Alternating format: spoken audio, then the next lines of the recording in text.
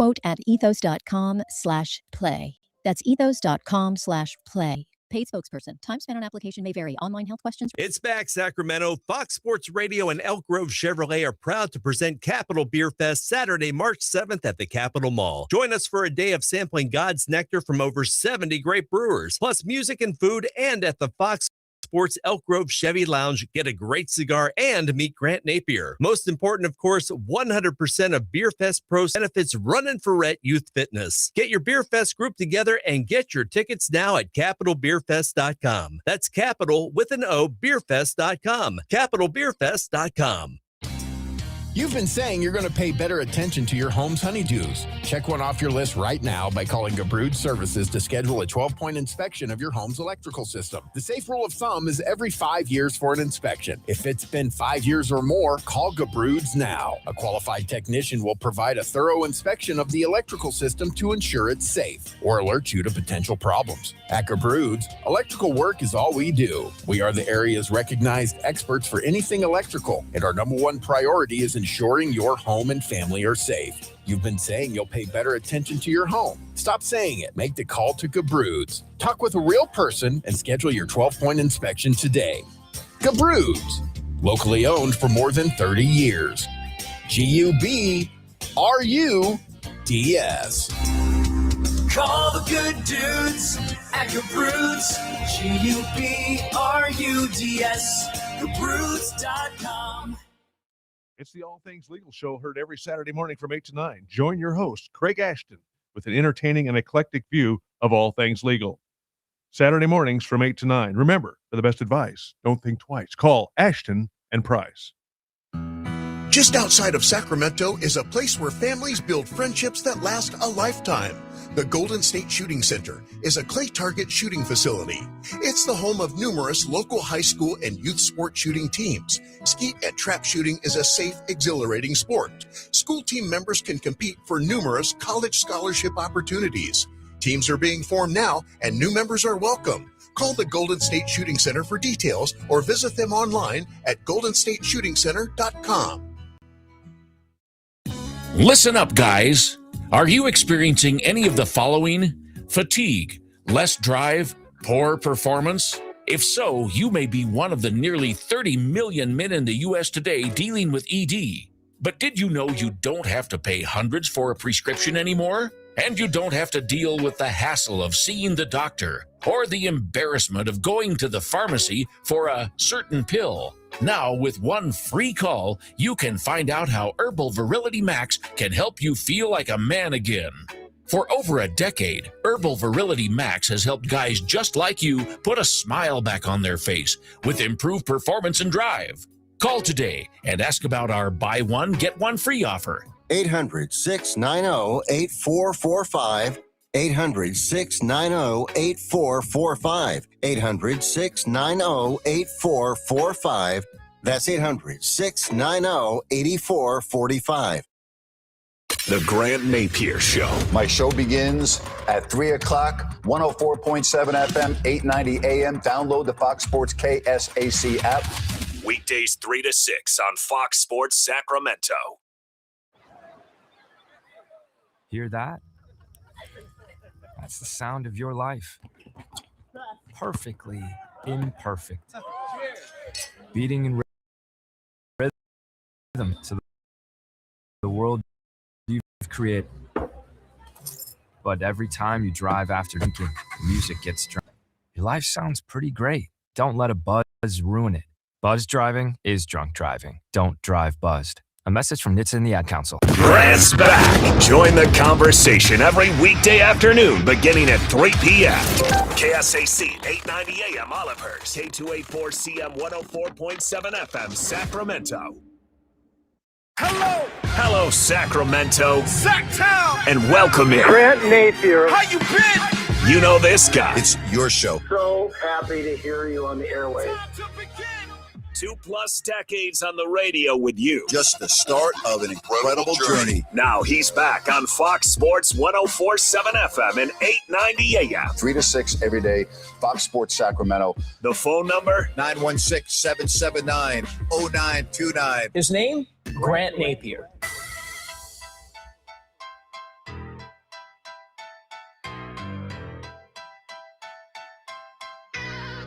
Good afternoon, everybody. How are you today? Really excited in hour number one, George McPhee, the president of hockey operations for the Vegas Golden Knights. They had 9 players, 9 in the Olympics, 5 in the gold medal game.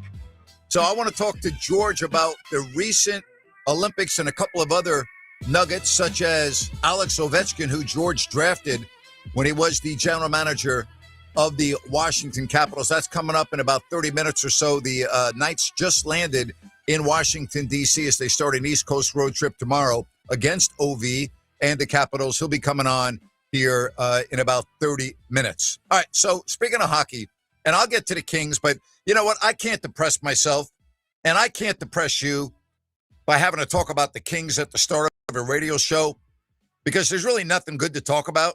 So, I'm going to be positive today as long as I can. I'm going to see how long I can go before I'm negative. I don't want to be, negative Napear right off the start at 3 o'clock on a Thursday. I think I owe you more than that, all right? Come on, Napes. Let's go. Let's be positive here. Did you see what happened last night in New Jersey? Wow. So, Jack Hughes, think about this. Sunday in Milan, scores the game-winning goal, the golden goal for Team USA in Milan. Monday, he's in Miami with the rest of the team at a nightclub having a good old time. Then on Tuesday night, he's in D.C. with the president. He's at the State of the Union address. And then last night, he's playing for the Devils. Not only did he play for the Devils, of all wingers and centermen, he played the most. He had the most time on the ice than anybody else on the squad. That is unbelievable. What was also just incredible, and we don't talk about this enough, we don't talk about the good things in sports enough. We're always harping on the negative, right?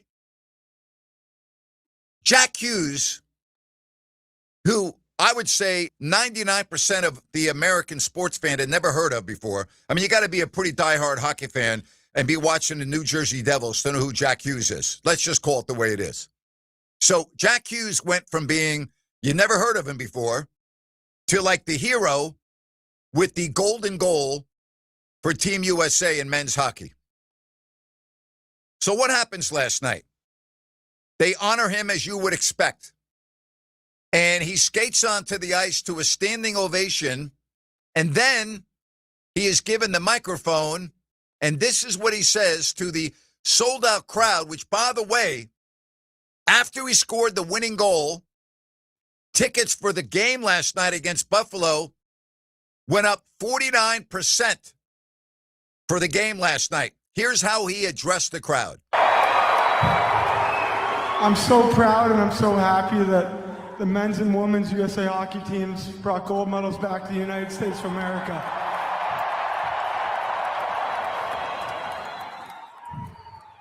And you guys are making me emotional, but I'm so proud to represent the New Jersey Devils organization. And I'm so proud to represent the great state of New Jersey. So proud. From the bottom of my heart, all my teammates, USA teammates, we just want to thank you guys for all the love and the support. We feel it. Thank you. So what does he do next? He goes over to the Buffalo Sabres bench, their opponent last night, and he calls out Gage Thompson, number 72 for the Sabres, to come and be acknowledged on the ice with him. Amazing sportsmanship, just a class move. And so here's Thompson, a visiting player, also getting a standing ovation in New Jersey alongside Jack Hughes. That is about as classy as it gets. This is what Thompson said after the game. That was I wasn't expecting that. Very special. He's a class act. He cares about his teammates, cares about his country, his team, and obviously he scores the overtime winner, and that's supposed to be a moment for just him, and for him to include me in that was really special. And definitely appreciate Did it. it feel a little awkward at the beginning? No, I mean, I think we battled through something together, and we're going to be able to share that moment for the rest of our lives. We're going to be linked forever, and with all those guys, and it's a very cool experience, a very cool honor that New Jersey did for him, and I thought he handled it really well, and nothing but a class act. He is a class act.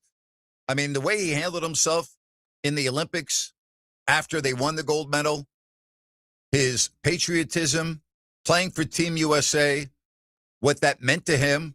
By the way, a lot of people may not know this. It was, I think, 6 years ago, or 6 to 8 years ago, I think it was. He was the number one pick for the New York Yankees. He was a heck of a baseball player. And he was somebody that, grew up, obviously, in that part of the country, wanted to be on Team USA with the other Olympians. And I say wanted to because, and I'm going to talk to George McPhee about this coming up at the bottom of the hour, the president of hockey operations for Vegas. I mean, think about what it was like for George watching this with 9 players participating, and they're in first place. And you don't want to see any injuries. So there's that aspect of it. We'll talk to George about that in just a little bit. But I'm talking about this because last night, and in my opinion, what we saw from both the women's and men's hockey teams in Milan is everything that is right about sports. And it was pure. And it's, to me, what the Olympics are all about, without all of the nonsense and the sensitivity that is in this country now, which is mind-boggling to me. It's not good enough to just win the gold medal and represent the team and the country and acknowledge how proud you are to put on that sweater that says USA.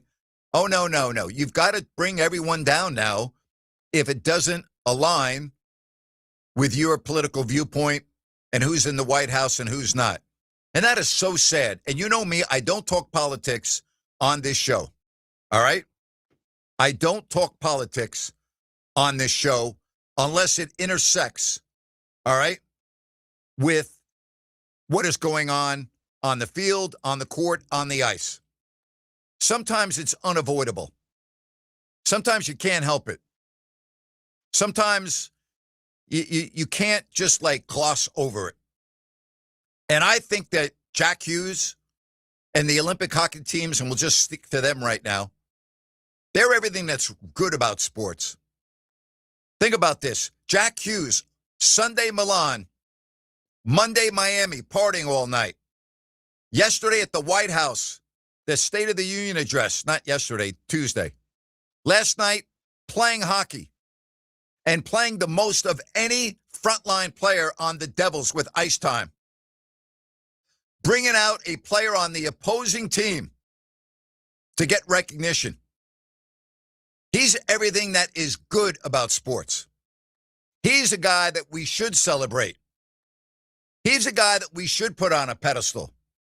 He's a guy that if you were a mom or a dad or a grandma or a grandpa or whatever the case may be, and you had children or grandchildren, he's a guy that you would be proud to go out and get his jersey for a holiday gift, birthday, whatever the case may be.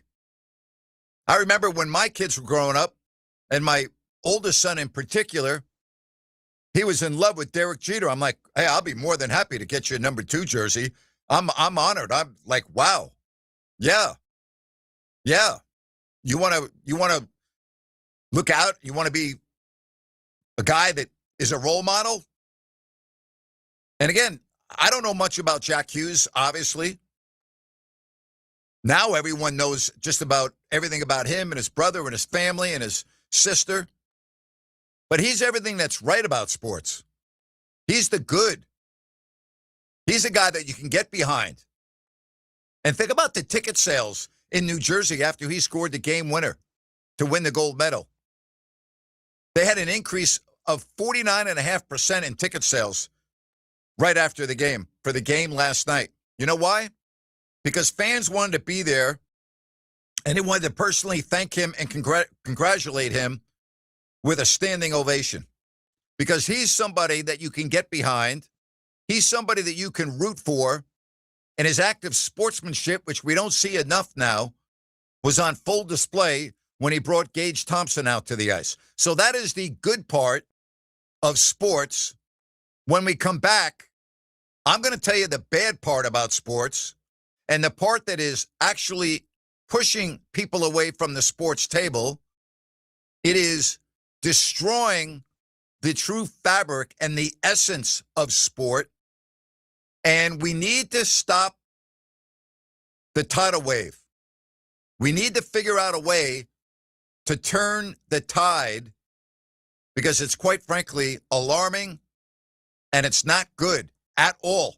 It is not good. There's no other way to say it. It is not good, in my opinion. The negativity, the bringing down of people, it's not good. I'll tell you what is good. Village Financial Group, Spencer Grimmenstein, so experienced as a broker owner in the real estate market of Village Financial Group, locally owned since 2000, somebody that I can vouch for because I've known him since 2000. If you're in the market in 2026, you're going to buy a home, sell a home, whatever the case may be with real estate, Spence is your guy. I'm telling you, folks, he's awesome. He really is. And I love talking about him because I know he's going to do a great job for you. Give him a call or text him at 916-805-4868. That's 916-805-4868. Or you can go and get the information on their website and check out their thousands of listings available for purchase at vfgloans.com. That's vfgloans.com. It makes sense to call Spence at 916-805-4868. Village Financial Group, looking out for your best interest. Jack Hughes, yeah, the U.S. hockey teams, that's what's good about sports. I'll tell you what's bad when we come back right here on Fox Sports Sacramento.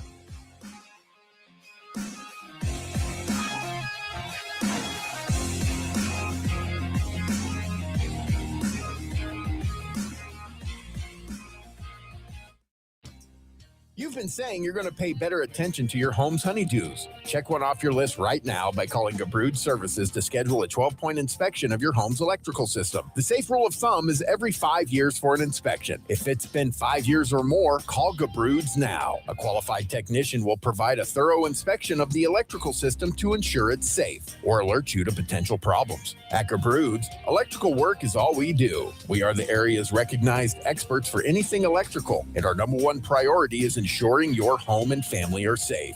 You've been saying you'll pay better attention to your home. Stop saying it. Make the call to Gabrud's. Talk with a real person and schedule your 12-point inspection today. Gabrud's, locally owned for more than 30 years. Gubrud's. Call the good dudes at Gabrud's. Gubrud's. Gabrud's.com.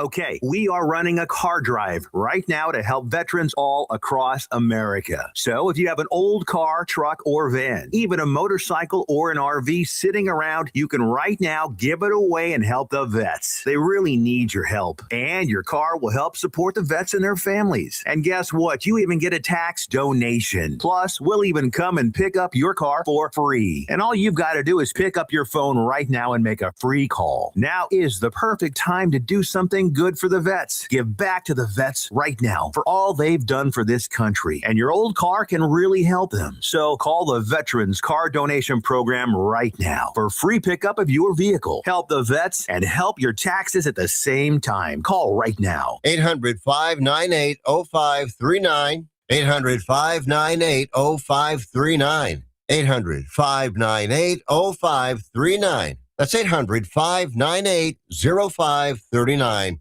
Wouldn't it be great if life came with a remote control? You know, you could hit pause when you needed to, or hit rewind, like that time you knocked down that wasp's nest. Uh-oh. Or that time you forgot to roll up your windows in the car wash. Fantastic. Yeah, a remote control would have come in handy then. Well, life doesn't always give you time to change the outcome. but prediabetes does. With early diagnosis and a few healthy changes like managing your weight, getting active, stopping smoking, and eating healthier, you can stop prediabetes before it leads to type 2 diabetes. It's easy to learn your risk. Take the 1-minute test today at doihaveprediabetes.org. Life doesn't come with a remote control. Yikes! So you're on your own with the wasps. You have the power to take control of prediabetes. Visit doihaveprediabetes.org today. That's doihaveprediabetes.org. Brought to you by the Ad Council and its Prediabetes Awareness Partners. Don't forget George McPhee, president of Hockey Operations for Vegas. 15 minutes. Up to this text message before the second part of my opening here. Grant, I know you don't talk politics, but it seems like the media is trying to get the U.S. hockey team in a big gotcha moment and trying to get them to say something they might regret in the aftermath of visiting the White House. And that gets me to the bad of sports. And let me set this up for you. So Austin Matthews is the captain for the Toronto Maple Leafs. He was on the U.S. team, all right? He's U.S. born, U.S. player, and fulfilled his dream of winning a gold medal in Milan. And he's done everything that he can in terms of exhibiting himself in a perfect way for the Toronto Maple Leafs, who, by the way, have been one of the most disappointing franchises over the last 6 decades or so in the National Hockey League. So there is a columnist, all right, in Toronto, longtime columnist, and the individual's name is Damian Cox from the Toronto Star.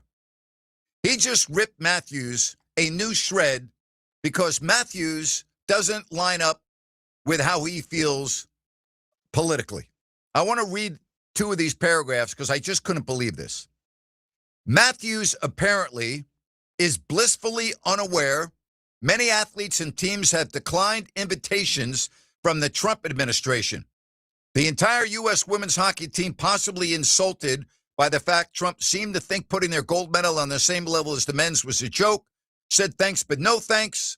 More to the point for Leafs fans and Canadians, Matthews displayed a complete lack of understanding for the responsibilities, hockey and non-hockey, he accepted as captain of English Canada's most famous NHL franchise. Really? So you're telling me that Austin Matthews, an American who just had one of the greatest moments in his sports career, can't be honored in the country that he lives in, at the biggest place of government, the White House, because you, as a columnist, don't like the administration in Washington, D.C., so you want to take it out on Matthews for being with his teammates? I mean, seriously? And then he went on and said this in a story. This is unbelievable. And again, this is Austin Matthews, the captain of the Maple Leafs. And then he attacks his resume as a player. He writes, Matthews was already widely perceived as a player who wouldn't go through the wall for the team that helped make him a superstar. Now being captain of the team comes second to smiling for the cameras with a U.S. president who has successfully taken steps to injure the very same Canadian money where Matthews earns his massive salary. You got to be kidding me. You're telling me that being captain of the team comes second to smiling for the cameras with a U.S. president? Are you serious? Why would you say that? Would you think Austin Matthews feels that way? I mean, give me a break. And then he ends his, I'm not even going to read the whole thing, but he says this, okay? He starts off by saying, of course, Matthews is free to be a proud American, but it's also not too much to expect him to proudly represent the Leafs and be supportive of Canada. It's just not that hard. Matt Sundin always did it, even when playing for his native Sweden. But number 34 made his choice. We may well one day look back at this as the day when the Matthews era officially ended in Toronto. You got to be kidding me. Seriously. Come on. By him winning a gold medal for Team USA? And because he's the captain of the Toronto Maple Leafs, he can't go and celebrate and be in the White House? I don't know about you. I wouldn't care who the president is. If I ever get invited to go to the White House, I'm not passing it up. I got invited to go on Air Force One. And I didn't say to myself when I talked to my wife about going on Air Force One, I didn't say, gee, should we go? We're not really in line with the president, or we love this president. Like, that never even entered my mind. I'm like, are you kidding me? We get to go on Air Force One? Oh, my gosh. And we were allowed to take our kids? I'm like, yes, we're going. I didn't sit there and go, boy, I'm going to have pictures outside of the presidential seal on the tarmac outside of Air Force One before we walk on the plane. Gee, I wonder what my audience is going to think about that. All right? Seriously. Incredible.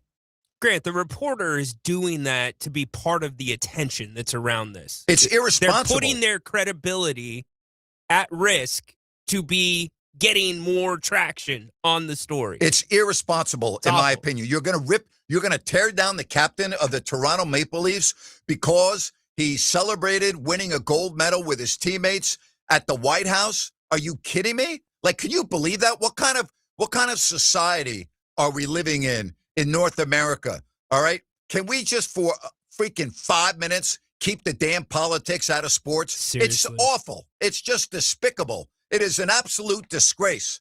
And I'll tell you right now, if Austin Matthews gets booed at the home game coming up in a couple of nights, that columnist should be ashamed of himself. All right, this is a captain of the team. The Toronto Maple Leafs have been terrible for decades. They sell out every game. I'm telling you, if you go to Toronto, you can't believe the love for that hockey team up there. It's unbelievable. It's where the Hockey Hall of Fame is, okay? Like, Toronto is hockey in Canada. And because he's got the C on his sweater, he can't go celebrate and be honored at the White House? Seriously? I mean, how sad is that? That's what's wrong. Well, here's a 209. The reporter is a perfect example of what's wrong with journalism today. Total BS. It is. Yep. It is what's wrong. And you know what? It's what's wrong with society. And it's our biggest problem in America. If I may just keep it to this country now. It's the biggest problem. I mean, every single thing is completely torn apart. Mountains are made out of molehills. Can we just not enjoy the outstanding performance of our women's and men's hockey teams? Can we not just acknowledge that the hockey players were genuinely thrilled and they, in a span of 48 hours, had two of the greatest moments of their lives, winning a gold medal and then being in the Oval Office? How many people get a chance to go to the Oval Office with the history in that building? Are you kidding me? I mean, can you imagine standing in the Oval Office? How unbelievable power. That would be like, can you imagine getting your picture taken in the Oval Office? I can't even imagine. Seriously. No.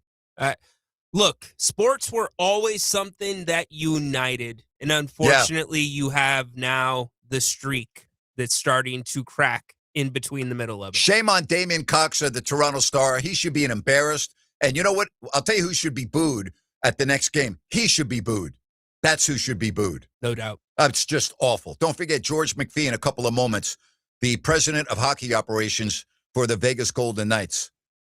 And to be transparent, one of my very best friends, college, Bowling Green, Hobie Baker Award winner, and one of the best fighters of his generation, Rhino, as you know, when you watched his video on YouTube. Yeah, I'm kind of scared giving him a call. I don't want to catch one through the phone. Holy moly.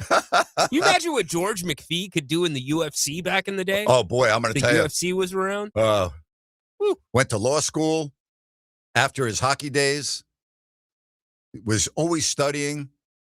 Was just he's had an incredible career. He's going to be coming on next. I want to tell you about DAS Mechanical and what they're doing right now. Talk about charity. Talk about doing a good deed. Nick Delancey, the owner of DAS Mechanical, he's going to be giving away a heating or air conditioning unit to you or someone you know or a veteran, all right, a family in need. And all you need to do is go to dasmechanical.org, and at the very top of the page of dasmechanical.org, you'll see where to click, all right, the 2026 nomination form that you will fill out. Take a minute, and put your own name down there or somebody in need that you know or a veteran, and a heating or air conditioning unit with installation will be going to them thanks to Nick at DAS Mechanical. Locally owned, family owned, serving Sacramento with outstanding service when it comes to your HVAC needs. He's awesome. DAS Mechanical is awesome. Register now. Nominate yourself or somebody else at dasmechanical.org. George McPhee, he's coming up next right here on Fox Sports Sacramento.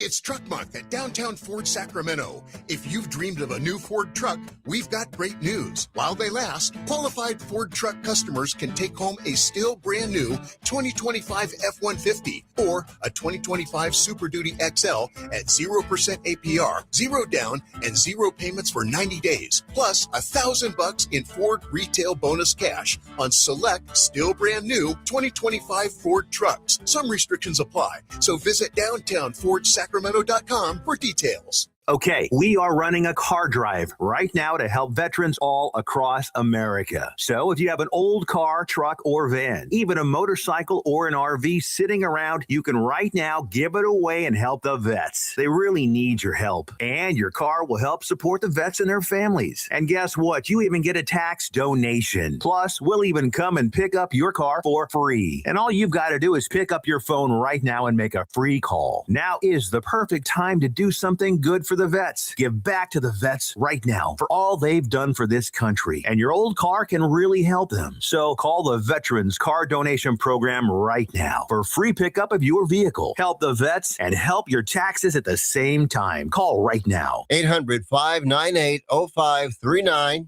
800-598-0539. 800-598-0539. That's 800-598-0539. Investors, keep listening to learn how to get your free gold report. A currency crisis is upon us. The U.S. dollar has been the world's reserve currency for over 50 years, but that is changing. It's time to protect your retirement. Decades of reckless borrowing and spending have critically weakened the dollar. The U.S. has become the world's biggest debtor with over $35 trillion in debt. Plus, the dollar's become weaponized. Countries are dumping it. Investors who wait until it's too late could lose big. There is one safe haven: gold. Diversify your portfolio with a physical asset they can't take away. Call the Reagan Gold Group right now and ask for your free gold guide. Here's our number. 800-941-4184. 800-941-4184. 800-941-4184. That's 800-941-4184. Listen up, guys. Are you experiencing any of the following? Fatigue, less drive, poor performance? If so, you may be one of the nearly 30 million men in the U.S. today dealing with ED. But did you know you don't have to pay hundreds for a prescription anymore? And you don't have to deal with the hassle of seeing the doctor or the embarrassment of going to the pharmacy for a certain pill. Now, with one free call, you can find out how Herbal Virility Max can help you feel like a man again. For over a decade, Herbal Virility Max has helped guys just like you put a smile back on their face with improved performance and drive. Call today and ask about our buy one, get one free offer. 800-690-8445. 800-690-8445. 800-690-8445. That's 800-690-8445.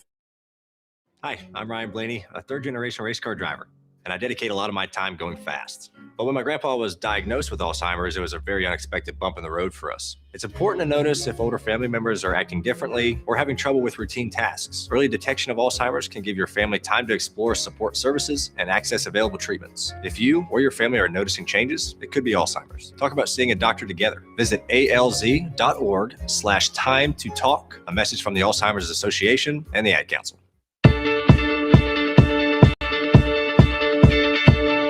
Hey, boy, what a great day here in Sacramento weather-wise. And it has been a great week for the sport of hockey, and I think the National Hockey League in general. We're going to talk about that right now with the president of hockey operations for the Vegas Golden Knights. It is so awesome to welcome the one and only George McPhee to my radio show. Georgie, how are you? Doing great, Grant. How are you? I'm doing good. Welcome to Washington, D.C. As right after the All-Star break, they put Vegas on the West Coast. I mean, they're on the West Coast, but they had play in L.A. last night. And then, hey, get on a plane and fly all the way across the country. That's pro sports, right? Yeah. And it's why we had to, let our players catch up and did not dress our 5 Olympic finalists last night.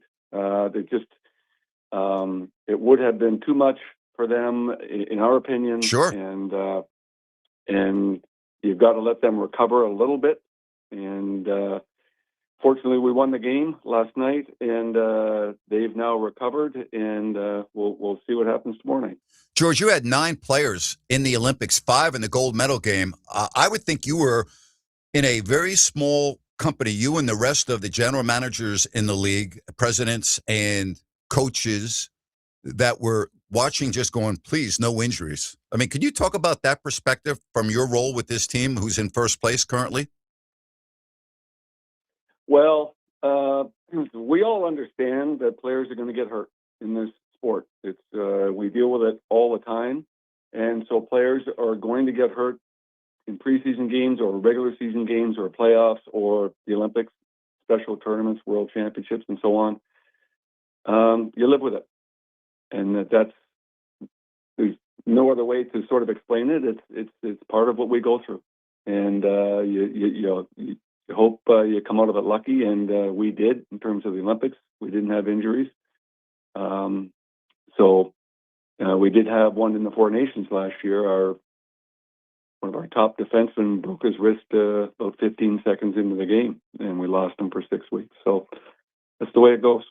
George, so many people are talking about what the women's and men's team accomplished in hockey, and so many people right now that don't normally talk about hockey are talking about the sport, but yet you've had to shut down shop for 4 weeks in the middle of the season.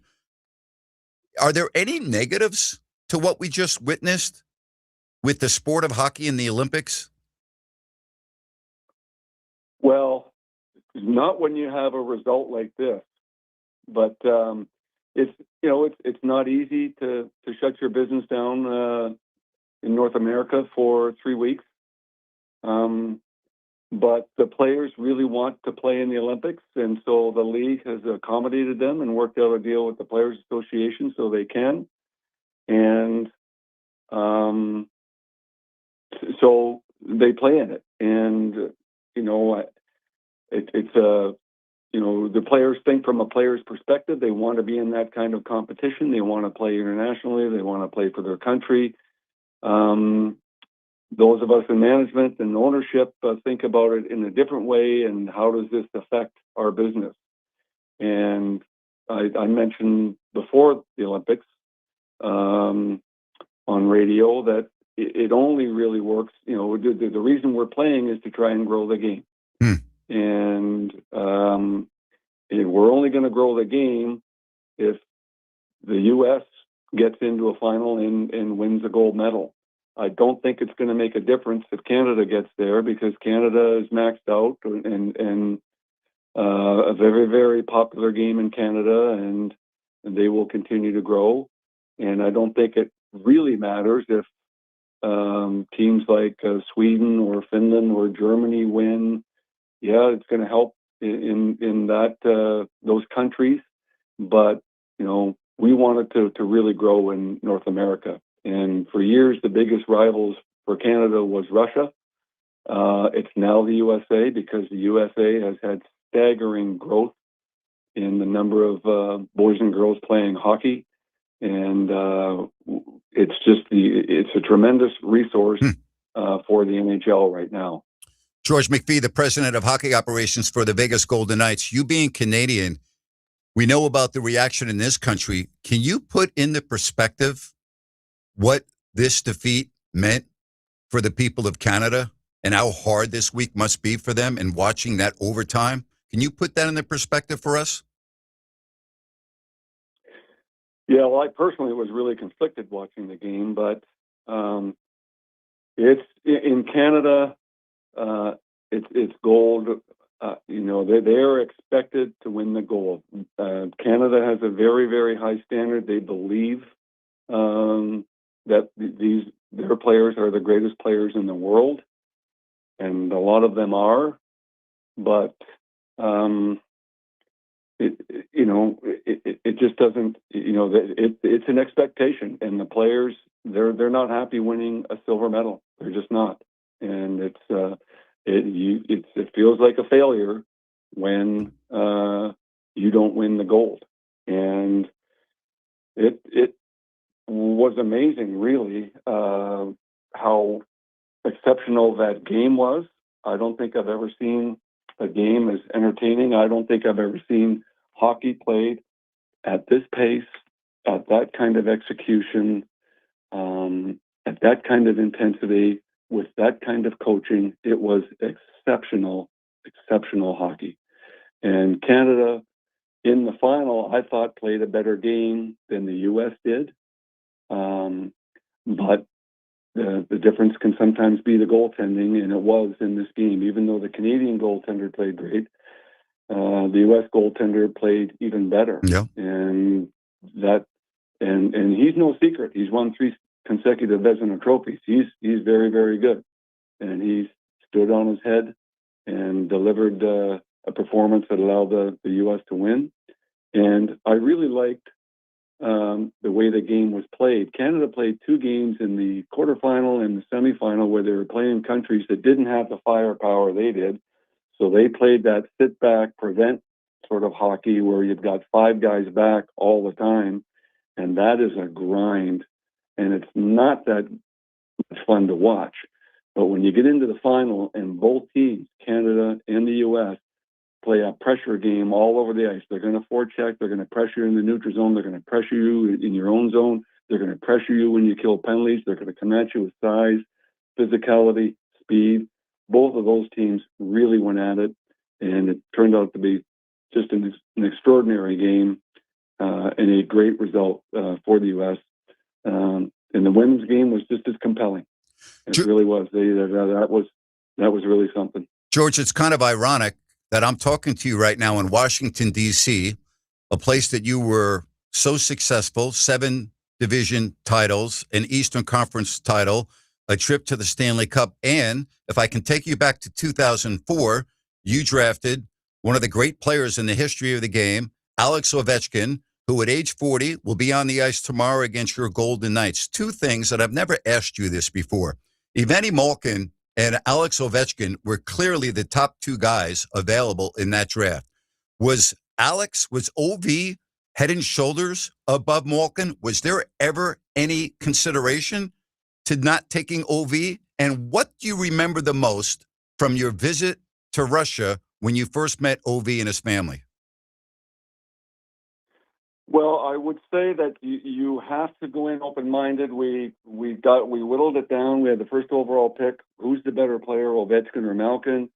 And we were faced with going the traditional route and trying to get an elite center. Because typically when you put a team together, if you've got your quarterback on defense and you've got a couple of elite centers, you've got good goaltending, the rest of it's pretty easy to fill in.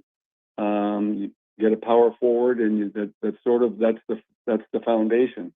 And Malkin was a center.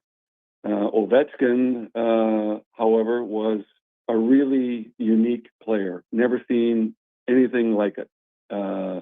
His size and strength. He played, he's 6'3", plays at about 235, and could score goals like nobody else could.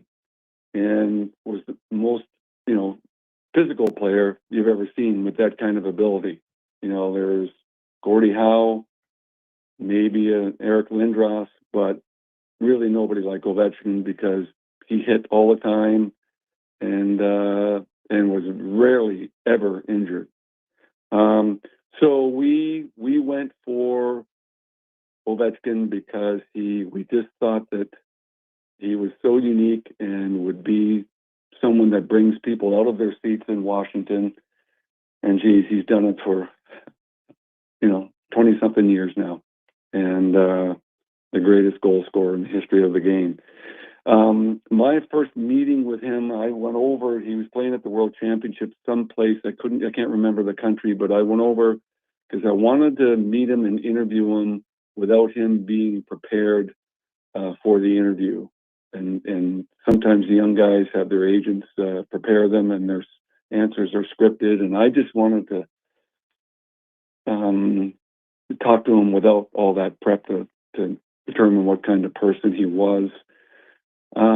So I stayed in the same hotel where the Russian team was, and I bumped into him accidentally on purpose in the lobby of the hotel. Right. Yeah. And introduced myself, told him we've got the first overall pick. Would you like to have a coffee? And he did. And I loved the interview with him. He was just very, very open, speaks his mind, very, very confident in the right way. There's a real magnetism to him that sort of he draws you in, and so I after that had no doubt that this was the guy we were going to take, and he has just changed hockey in Washington D.C. forever. Yeah, amazing. George, you were blessed to play for two great coaches at Bowling Green. Then your first job in the NHL. Again, I think you're blessed to be in the presence and working alongside Mr. Quinn, Pat Quinn. And I'm just curious, you've been so successful, whether it's been Washington, obviously a cup in Vegas, and 2 appearances in the cup. Is there one individual you have kind of modeled your hockey philosophy in terms of putting together a hockey team? Well, that would be, there'd be 2 people. It'd be Pat Quinn for sure, in terms of how he was a deep thinker, a very, very smart man, and he had an amazing presence about him, and he was just wonderful to people. And you survived the cigar smoke. Yeah, he the first thing he did in the morning was pull his cigar stub out of the ashtray and stick it in his mouth, and he smoked cigars all day long, and yeah, that was something. But he was a great man, and he's an intimidating man, but he had a big heart, and he really the players that played for him loved him. And then there was Herb Brooks, who had a different approach from Pat. He was really, really hard on players. He was incredibly demanding. He was an intimidating guy as well. But playing for him, there was no one better on the bench. He never got lost on the bench. He knew exactly what was going on. If you were playing well, you got to play more. If you weren't playing well, you got to play less. And he was way ahead of a lot of people at that time in terms of the conditioning of athletes and the way that he wanted his team to play in the 19 Olympics and the way he wanted us to play in New York. He was just so far ahead. It was about speed and puck possession and attacking. I've been really lucky to intersect, my life with their lives, to be able to play for guys like that. Yeah. George, you've had amazing success in Vegas. It's hard to believe that it's 8 years and you've already been to 2 cups. You've won 1. You've had tremendous success. The fan involvement in Vegas is just off the charts. It's incredible. All the hockey fans now in that community. And I'm just wondering, you had a couple of years off between jobs, Washington and Vegas, but you put together a team from scratch. What was the number one priority, the philosophy, when you're starting at ground zero the way you did with Vegas? What was the priority?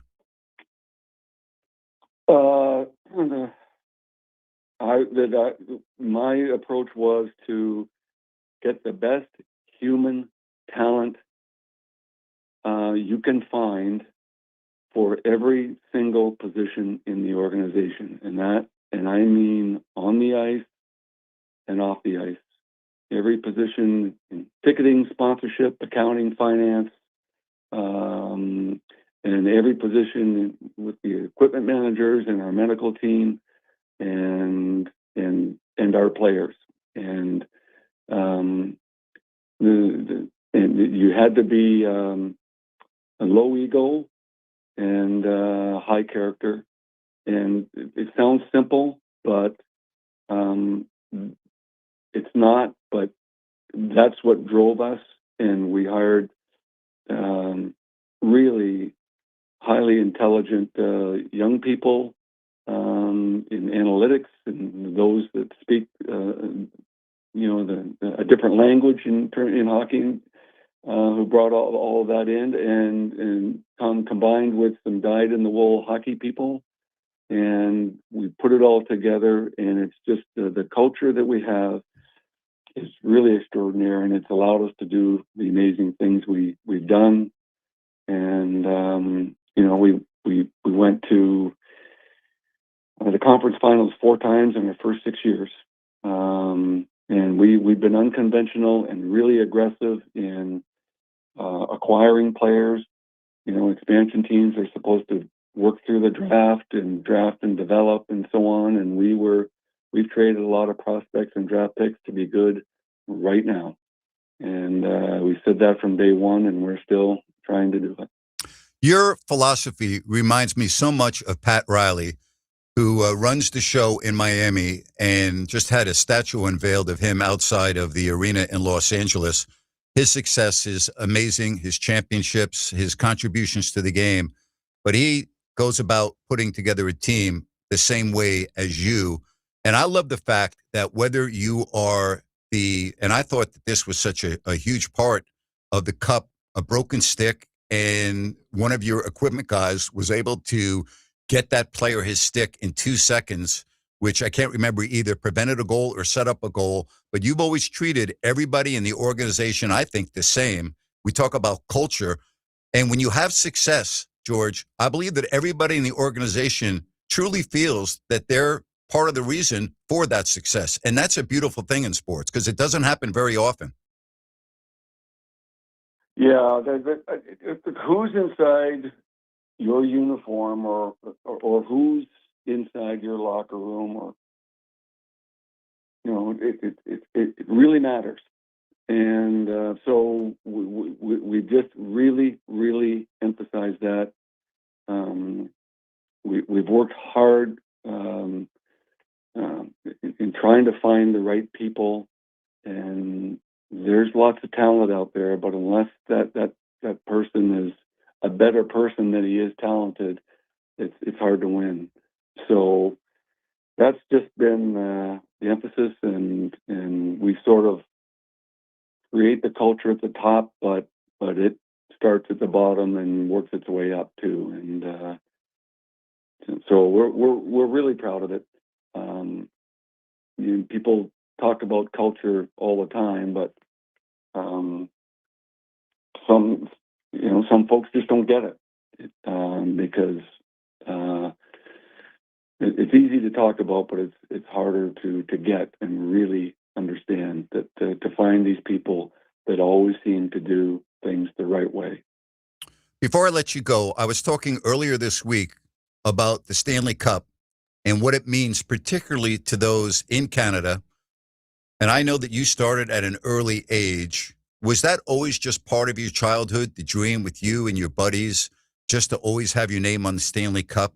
The drive that must have taken, I know you well enough that I know what it was like for you. But was that just always the dream for most kids playing hockey in Canada at a very early age? Is that what it's all about? Yeah, I think you could put a picture in front of anyone in Canada starting around 5 years of age, and they're going to know that silver trophy is the Stanley Cup. They're going to know what that is. And it symbolizes something really amazing, and we all know what it is. And I can tell you that of all the things we did when we won the Stanley Cup, one thing I never expected was I went home, and we all were all over the place in this business, but there's only one place where you grew up. And so I went home, and we have a gathering of all kinds of friends that you grew up with and played hockey with on the street or in school or at the parks, whatever, in the arenas, or all your relatives, your family, and everything else. And it becomes really what it becomes was a love fest. It's all these people you've known for a lifetime all show up, and that's hard to do sometimes, unless it's a funeral. Yeah, right. Yeah, that's so true. That's how so I felt. true. So true. I remember. And it was, and I never expected that from the Stanley Cup. That you're on it for almost. My name's going to be on the cup for 75 years. Until they replace the rings. And it really surprised me that it was all the love that was associated with that, with your organization, with your teammates, seeing all your family, seeing all your old friends. That's really the one thing that really surprised me. And when I was leaving, I drove away from all those people and was getting back to work, and I was feeling a little bit different. And I said, geez, what is this? And then you realize, you're homesick. Yeah. You just, it was all about the Stanley Cup and family, and it was kind of a neat thing to enjoy that with them. Well, I really don't know anybody that deserves what happened with you and getting your name on the cup. I mean this, and I've known you now for, we don't want to say how old we are, but it's been a long time. Your work ethic to me is unparalleled from any of my friends, anyone I know. If we couldn't find you at the Broad House, I knew you'd be at the library, and you always had a backpack over your shoulder going to class. You always worked, and after you played hockey with the Rangers and the Devils, you went to law school, and you did a heck of a job with that, and you worked your way right up, and being with Pat and your success. I'm proud of you, my man. I'm proud of you, and I wish you the very best the rest of this year, and thanks so much for coming on. I think it's great, George, for the sport of hockey. I mean, I'm here in Sacramento, and I don't get a lot of calls on hockey here in Sacramento, but this week, George, here we are on a Thursday. I've probably had more calls about hockey and Olympic hockey and what's going on at any other point during my radio career in Sacramento. That says something.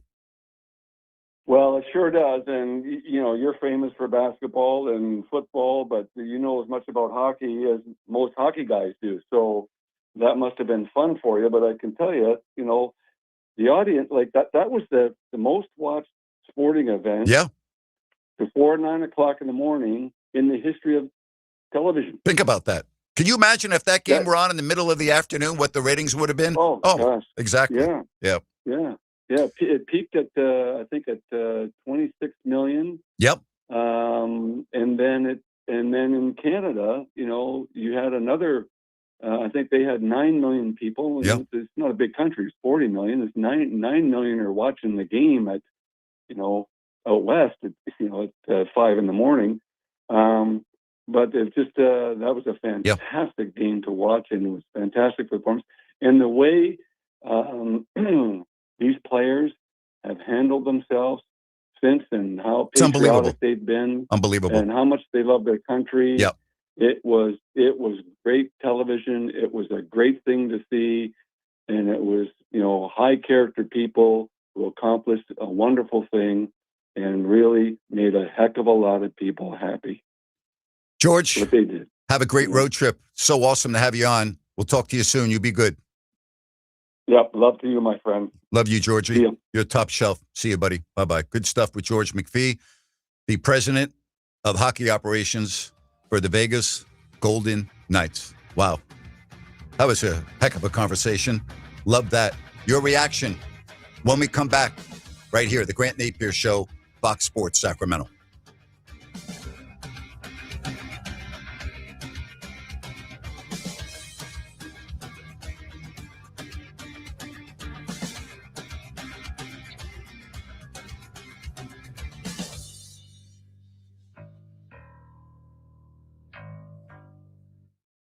There's a great American pastime that the entire family can enjoy together, located right outside of Sacramento. The Golden State Shooting Center welcomes you. The Golden State Shooting Center is an 80-acre clay target shooting facility. It's the home of numerous youth sport shooting teams from the region. Over 1,000 high school students from Northern California are on sports shooting teams, and 10 of the Western United States' top shooting teams train at Golden State Shooting Center. New members are being accepted now. For details, visit goldenstateshootingcenter.com. Are you SAC Alert? Have you signed up to receive emergency alerts via phone, text, email, or app? Well, what are you waiting for? Winter is coming, and that means there is potential for storms and flooding in our county. Don't get caught off guard or left in the cold. Get urgent storm evacuation and shelter information immediately sent directly to your device. Sign up today at sacramento-alert.org. Again, that's sacramento-alert.org. It's free, quick, and easy to do, and can literally be a lifesaver. Call the good dudes at Gabrudes, G-U-B-R-U-D-S. Homeowners, if you have an electrical project you need done, then you need the good dudes at Gabrudes. Family owned and operated for 30 years, Jay Gabrude and his team are the area's recognized experts for everything electrical, from the very basic like repairs, lighting upgrades, and whole house fans, to the biggies, panel replacements, EV stations, and backup generators. Gabrudes does it all and does it right the first time. They're actually the guys their competition recommends. Gabrudes, expert, 5-star service, and always transparent, honest prices and solutions. Say goodbye to your electrical issues. Visit Gabrudes.com or call 24/7 and speak with a real live person. Gabrudes, G-U-B-R-U-D-S. Call the good dudes at Gabrudes, G-U-B-R-U-D-S, Gabrudes.com. Maybe it could be said that New Year's resolutions are simply meant to be broken. If, like most people, you've already abandoned your promise to live healthier in 2026, you're not alone. But when it comes to being healthy and happy, it's never too late to hit that reset button and start living your best life. Sacramento Naturopathic Medical Center invites you to schedule a free healthy aging consultation with Dr. Dennis Godby, an accomplished author and expert in the art of aging gracefully. As we get older, things change. A lot of us will experience lower energy levels. Some of us may experience a lack of motivation. And for guys, the onset of middle age can mean a lower libido and oftentimes ED. These things can be caused by low testosterone levels, which can usually be easily treated. Visit gettingbetternow.com today and schedule your free healthy aging consultation with Sacramento Naturopathic Medical Center located in Midtown. Living your best life is something you can get started on today. Visit gettingbetternow.com. The voice of Sacramento sports is back. Hear Grant Napear every weekday beginning at 3 right here. KSAC 890 AM Olivehurst, K284CM 104.7 FM Sacramento.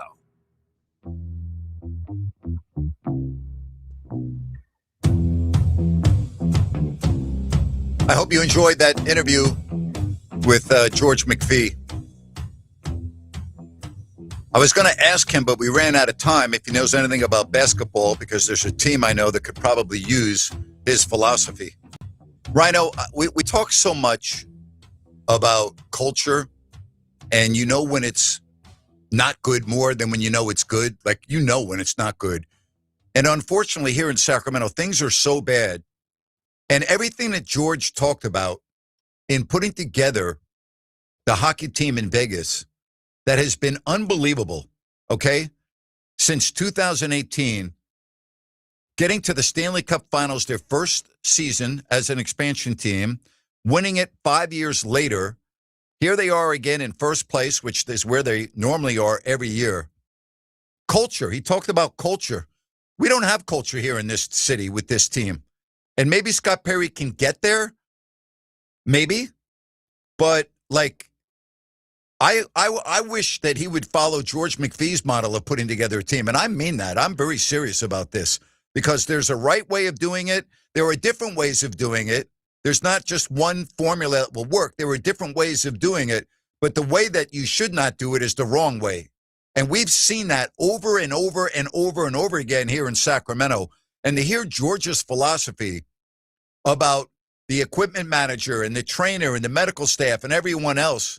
Like, that's awesome, man. That's awesome. You're all one team. Yes. It's one team, and I think it starts with the fact that it's the National Hockey League, which makes it harder to do in the NBA because it seems like most players, most teams are on that page, but to be going a cut above with that and having somebody like him that's saying as important is what you can do on the ice is what's under the jersey. That's square one. And Yeah. he said, you know what he said too? He said, I'm not going to go out and get the best players in the NHL. I'm going to get the best players and people at their positions. Yep. That's building a puzzle, Grant. That's building a team. I love it. 9 players in the Olympics, Ryan. Think about that. 9. Florida Panthers had the most with 10, then Vegas with 9, and 5 of his players in the gold medal game. 5. It was really interesting to hear his pause because if that was him as a player, it's a completely different feeling. No question about it. No question. But understandably, to take 4 weeks off in the middle of your season and to have 5 of your guys coming off of an extra 4 weeks of play that is just as intense, if not a little bit more intense, it's incredible. And the fact that they're back on the ice just a couple of days later, good stuff. How about going over to Europe? He doesn't remember the country and did not want Alex Ovechkin to be coached when George talked to him for the first time and accidentally, intentionally ran into him. And that was the first conversation with OV. But he wanted to make sure that his conversation was pure without having any interference. That's the way George thinks.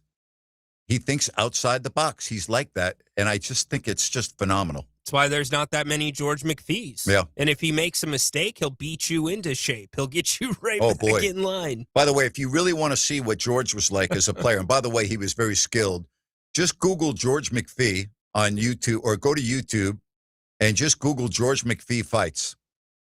If you want to talk about a tough guy, all right, 5'9", did not weigh a lot. You did not want to mess with George McPhee. I was at Madison Square Garden.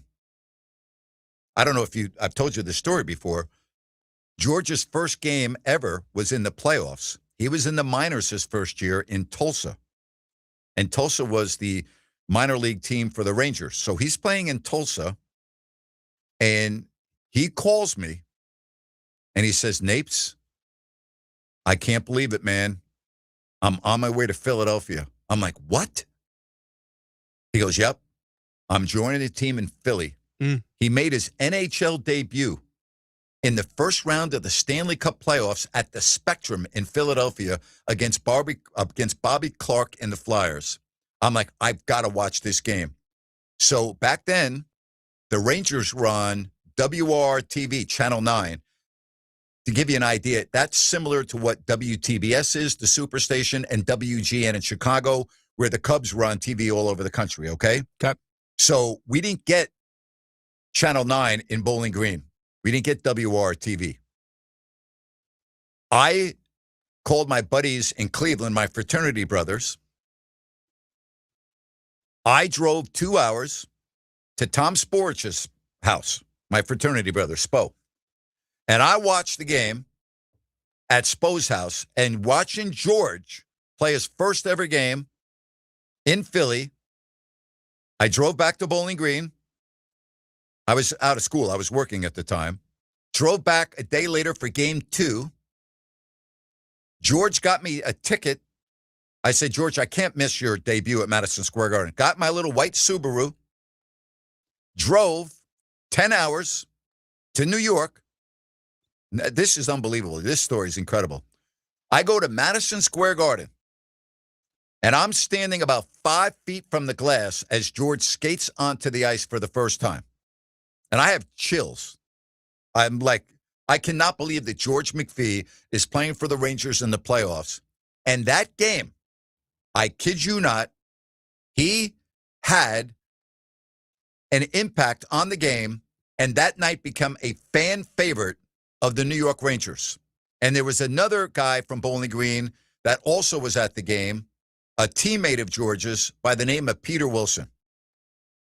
So after the game, the Rangers win, and I think they had 2 days off. We end up going out, and I can't remember how this happened, but we get in the car, my Subaru, me, George, and Pete Wilson, and drive out to my house on Long Island. Oh, wow. And my dad can't believe it. Right. Here comes George McPhee. Right. So we hang out at my house for a while. Then we go back into the city, and we pull up in the area where Studio 54 is, the #1 nightclub in America back then. And there was a line literally all the way around the block.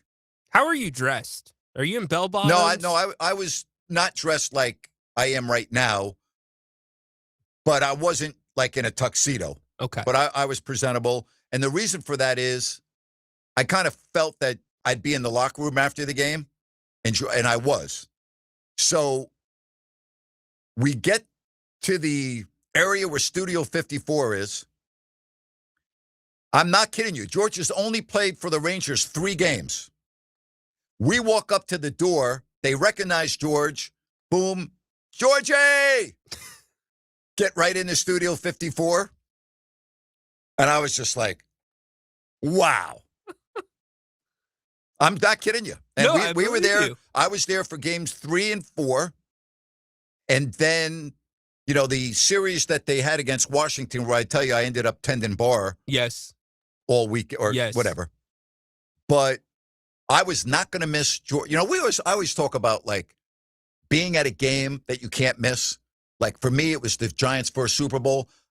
There was no way I was ever going to miss that. Watching the Rangers win the Stanley Cup in 1994, no matter what I had to do, I was going to find out a way to be at Madison Square Garden. Yep. And had it not been for George, I would have never been in the Garden because I couldn't afford $5,000 for a ticket out on the street. But like somehow, some way, it was just meant to be. George McPhee is truly one of my best friends on earth. And back then, George and I had lived together in the preceding summer at Bowling Green, where I helped him train because he needed someone to clock him with the watch for his sprints. And I ended up working out with him. I had to spot him on the weights. We'd go to the football locker room. We were up early every morning. He put me on this unbelievable diet. I had never been in better shape in my life, and I played lacrosse in college. But after that, and the reason why I didn't get a complete summer, I left in the 3rd week of July when I got a job in Decatur, Illinois, and left George. But like, I was in such great shape. And so there was no way I was going to miss George in his debut at Madison Square Garden. So it's one of the great nights I've ever had. I felt, you know what, it'd probably be the equivalent of watching a son or a daughter in the Olympics. Like the pride that you would have. Like, you know, because when you see the crowd shots of the Olympics and you see the families rejoicing and you see the joy on their faces to watch their son or daughter or grandson or granddaughter. Doesn't matter the event. Doesn't even matter. No, it doesn't matter, right? That doesn't matter at all. It's unbelievable to me. Like, and I just will never forget that as long as I live. And I lived with George 2 summers. I think the story I told you about going to Decatur was the 2nd summer. But for 2 years, we lived together to get him ready for hockey season. And he had this big manual. He had this New York Rangers manual that had the training regiment as designed by the New York Rangers trainer. Oh, really? Yes. The New York Rangers trainer had George McPhee's personal schedule for workouts that George followed to a T. And George was in such unbelievable shape both the summers. But the 2nd summer, the 1st summer we worked out, but the 2nd summer is when I had to cut it short when I went to Decatur, Illinois. And George had this Buick Riviera, right? White Buick Riviera. And he loved Journey. We used to, you know, the Asia album. He'd be driving through Bowling Green, listening to that in his car, and we'd be going to the football stadium to work out, and then he'd go to the track, and he had this big weight vest on that he wore, and he'd be doing all of these sprints and running the stairs at Bowling Green's football stadium, the Mid-American Conference, by the way. Back. Running the stairs with this weighted vest on, and it was great, man. Those were great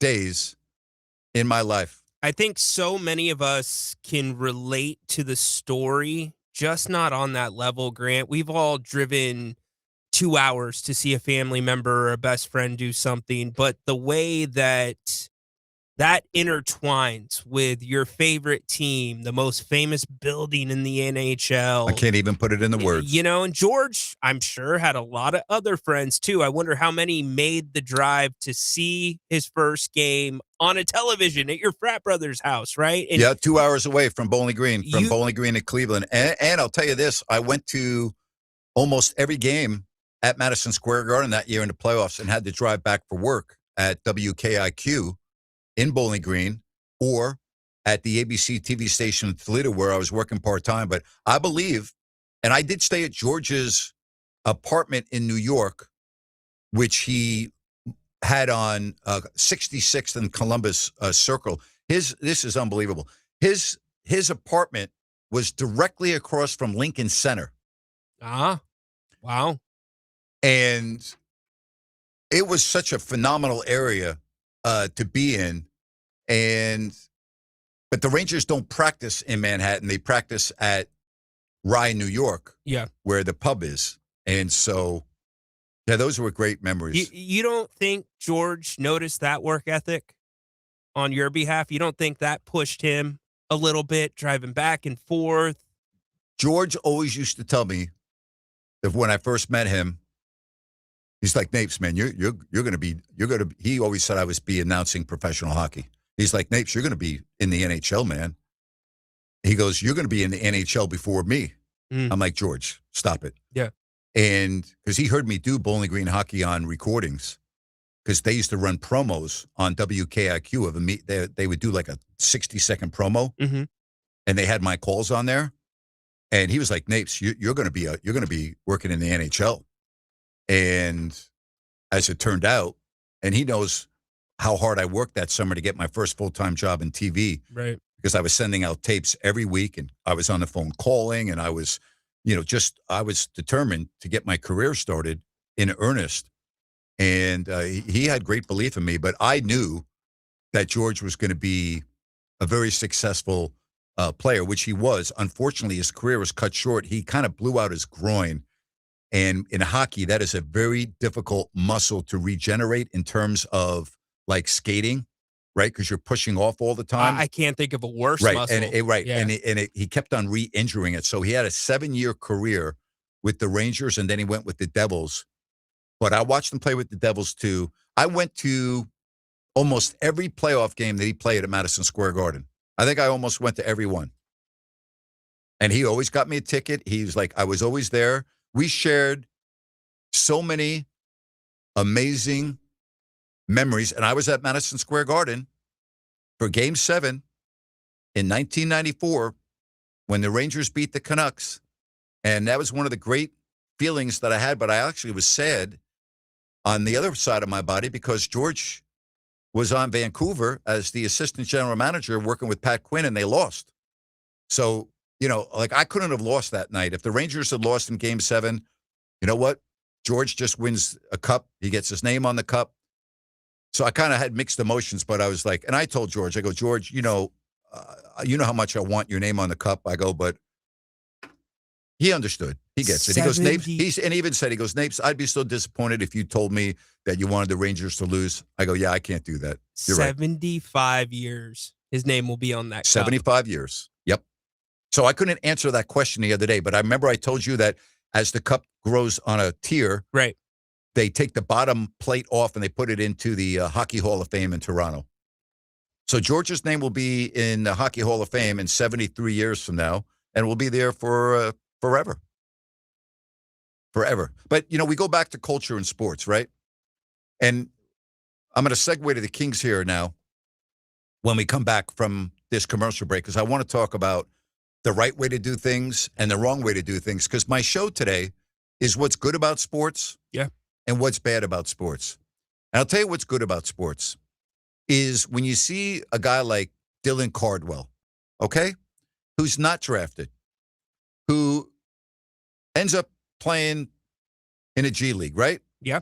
And every time he steps out onto the floor, there's a true purpose because he really hasn't obtained the ultimate dream of playing in the NBA. And so you see a player like Dylan Cardwell, or we had the luxury of watching Keon Ellis, and they have an amazing work ethic and an amazing drive and a different perspective than a lot of the players in the NBA who make $400,000 to $500,000 a game, who have all the money in the world, who are, like Zach LaVine, he's got another year left on his deal at over $50 million. And these guys are literally, Ryan, playing for their basketball lives. And it's work ethic. And you can see it, right? You see Dylan at home trying to get the crowd into it. It means so much to him. He's so excited. See, to me, Rhino, that's the good in sport. That's what I love. That's the good in sport. And then I have to read about Damian Cox of the Toronto Star Tribune, or wherever the hell it's called, the Toronto Sun. That's the bad part about sports. He got cut from like his 7th grade basketball team. It's a joke. It's a joke. All right, we'll talk about the Kings. By the way, if you do watch the game tonight, you may need to have a roster in your hand because you may not know of any of the players that are playing. We'll have that story next right here on Fox Sports Sacramento. You've been saying you're going to pay better attention to your home's honeydews. Check one off your list right now by calling Gabrude Services to schedule a 12-point inspection of your home's electrical system. The safe rule of thumb is every 5 years for an inspection. If it's been 5 years or more, call Gabrude's now. A qualified technician will provide a thorough inspection of the electrical system to ensure it's safe or alert you to potential problems. At Gabrude's, electrical work is all we do. We are the area's recognized experts for anything electrical, and our number one priority is ensuring your home and family are safe. You've been saying you'll pay better attention to your home. Stop saying it. Make the call to Gabrude's. Talk with a real person and schedule your 12-point inspection today. Gabrude's, locally owned for more than 30 years. Gubruds. Call the good dudes at Gabruds. Gubruds. Gabruds.com.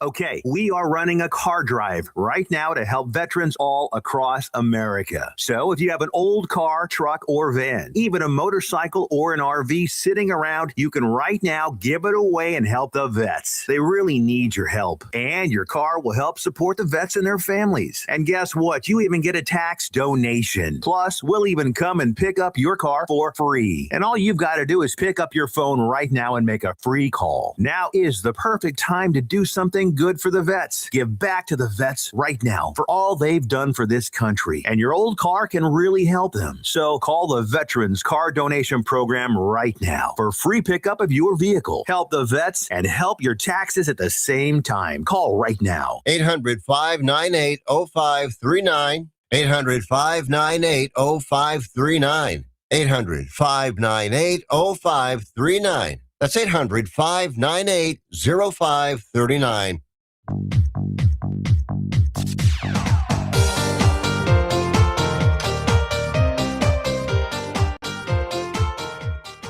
Grant Napear, Fox Sports Sacramento, along with Rhino. We'll have the post-game show tonight after the Kings and the Mavs.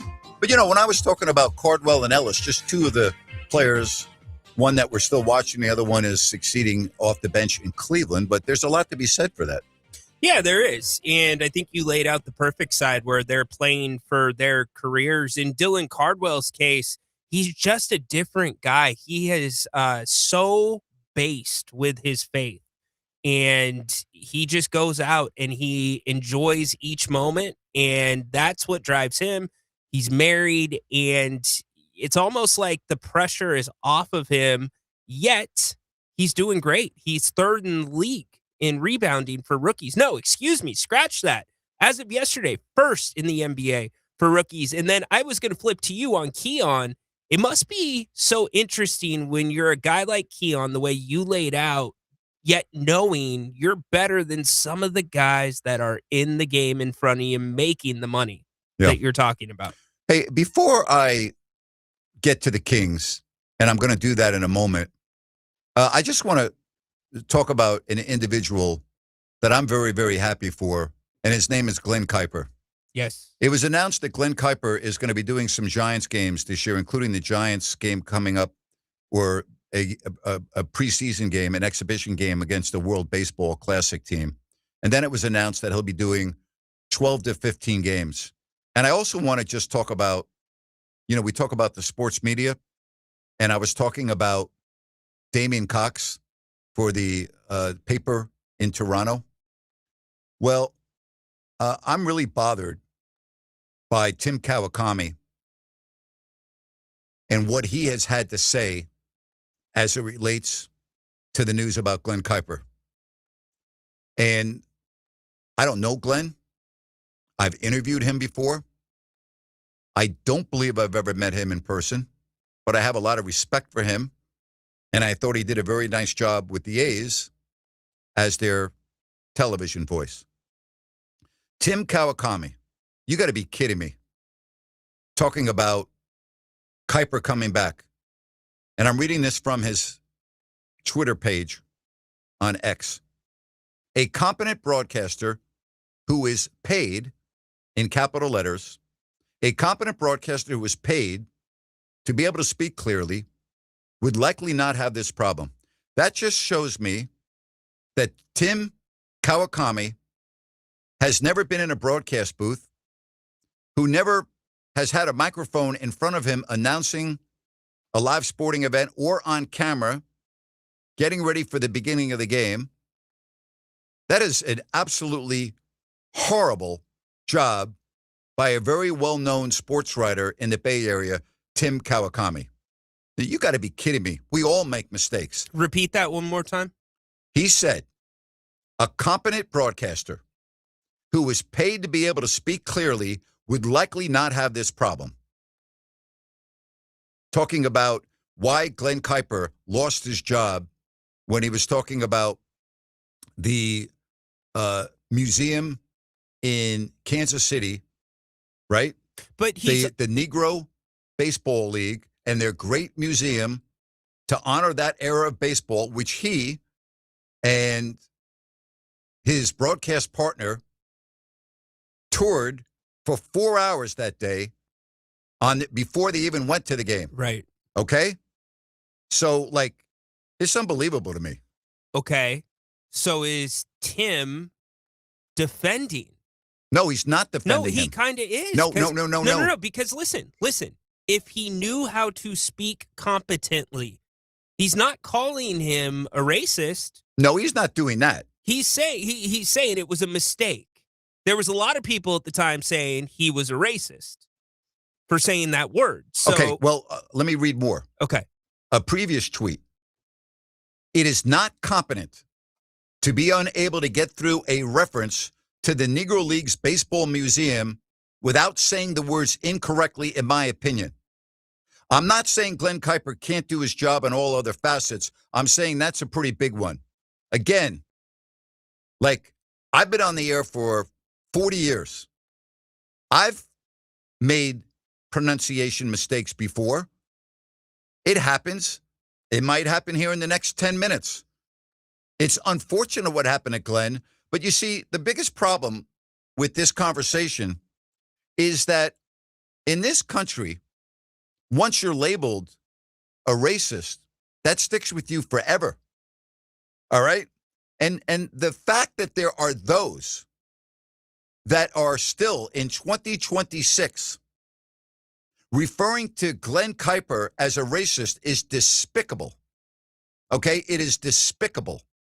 And for Tim Kawakami, who is very well respected and has been writing about Bay Area sports for a long time, I mean, come on.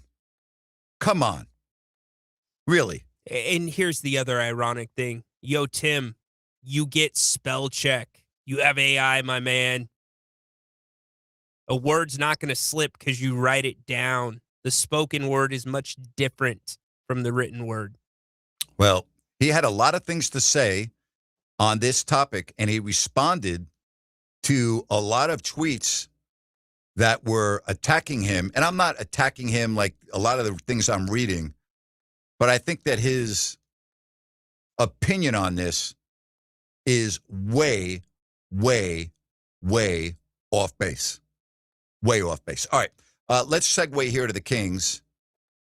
They've been way off base all year. Do we have to? We do have to. We do have to. They lost by 31 last night. There's nobody playing in the game tonight. Russell Westbrook's out. We know Keegan's not playing. Malik Monk, as of a couple of moments ago, was listed as questionable. You know about the rest of the guys, and I'm looking at Dallas and all the players they have out. Right.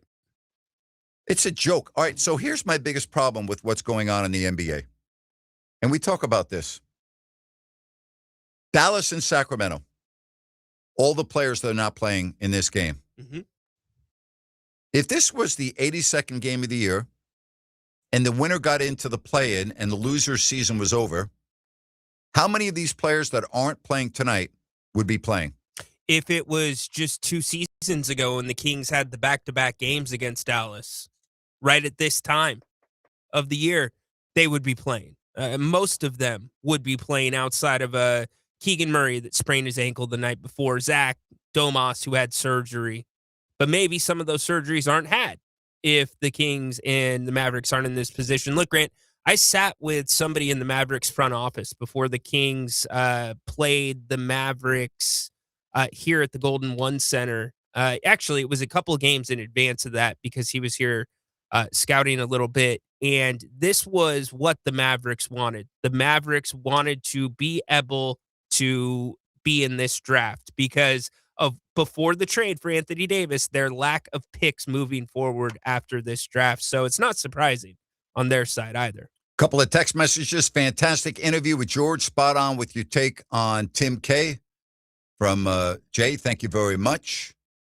George and Grant, cranking Heat of the Moment in the car is priceless. Come on, Ryan, play some Asia for bumper music. Okay. We did. You know what? Heat of the Moment was our favorite song. And Heat of the Moment is exactly what we did listen to over and over and over again. Okay, that was part of a movie, correct? I think so. Okay, I had never seen that movie. I had never heard that song until last night. That is why that is so ironic. Good job, Bob.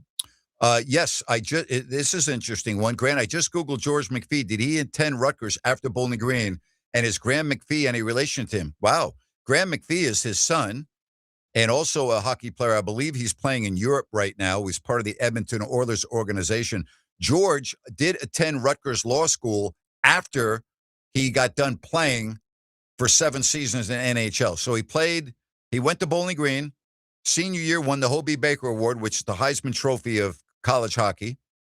Then from there, he went to play for the Tulsa I think it was the Oilers, the Tulsa Oilers, or I don't even know what the heck their name was, but they were in Tulsa.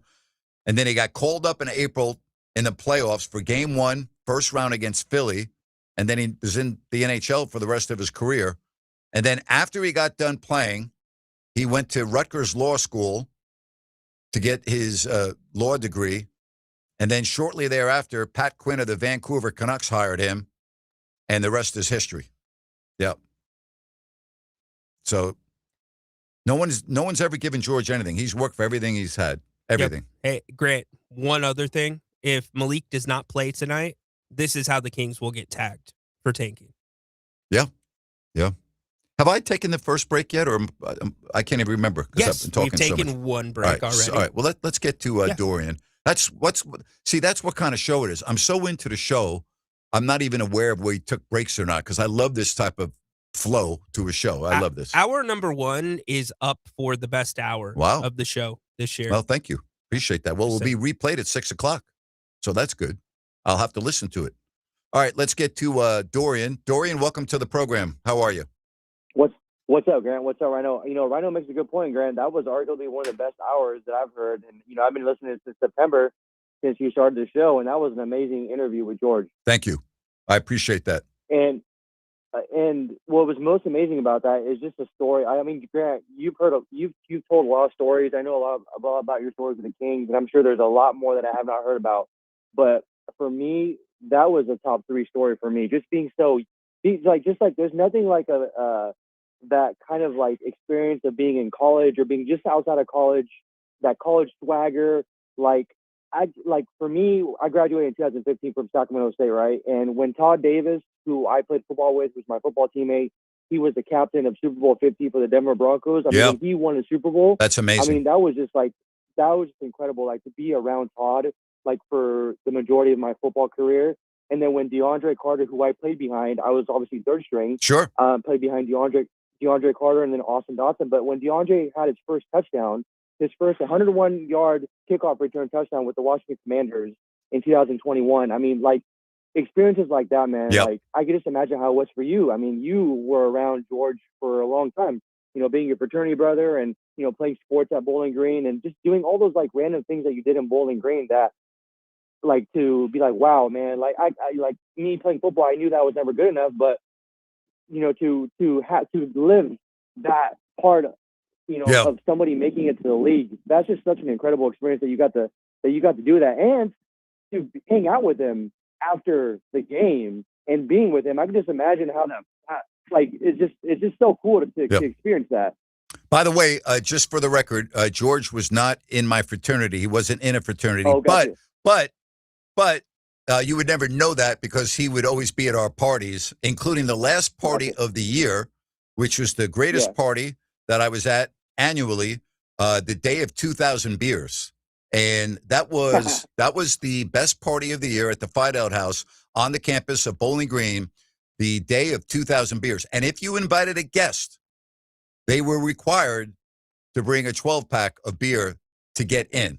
So that 2,000 beers ended up being like 3,000. And the hardest part about that is getting up the next day, normally in the afternoon, and looking outside in front of the fraternity house, and there's 3,000 empty cans of beer, okay, in front of the house, and we all had to go out and clean it up and pick it up and get everything tidy. But yeah, that was the best party of the year, the day of 2,000 beers.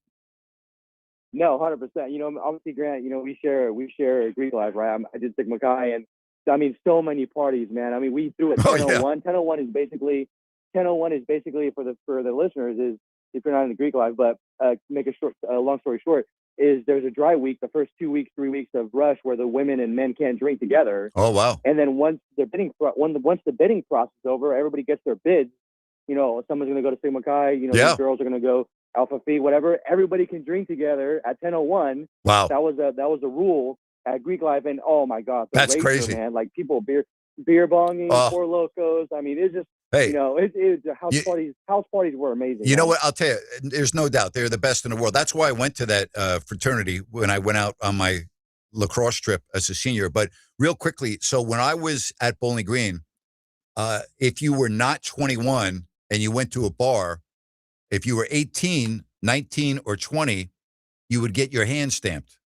And that meant you could only drink low beer. There was low beer and regular beer. The low beer had an alcohol content of like 3.2. Yeah. And you could not, if you went to a bar, you got your hand stamped. If you ordered a beer, you'd have to show the bartender and he would only give you a low beer.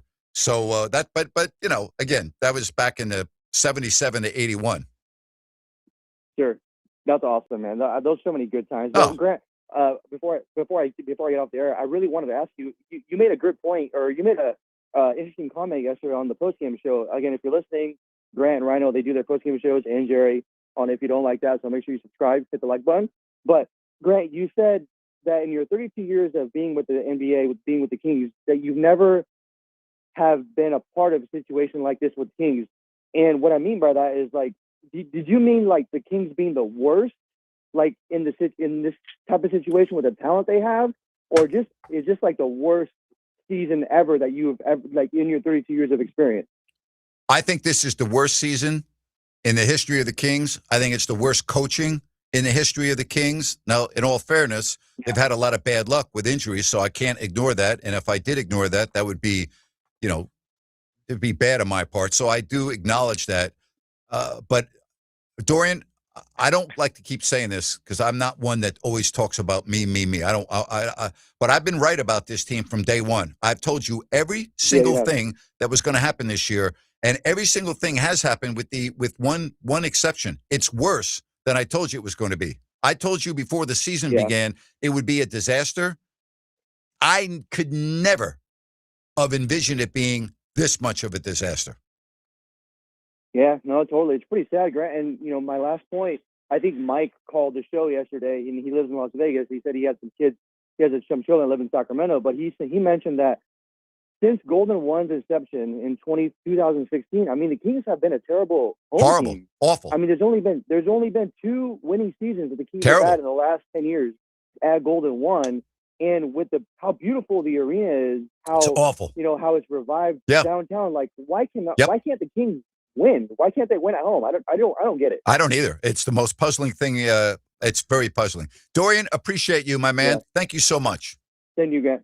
All I'll see you right. at Venice next weekend. Take care. All right, we'll come back. We'll take some more phone calls at 916-779-0929. That's 779-0929 right here on Fox Sports Sacramento. We are Fox Sports. The new year is here, a fresh opportunity to tell people about your products and services so they know who to spend their money with. Fox Sports Radio has a Mount Rushmore of sports talk talent. Patrick, Cowherd, Gottlieb, and Sacramento's own Grant Napear, and they have an audience you can take to the bank.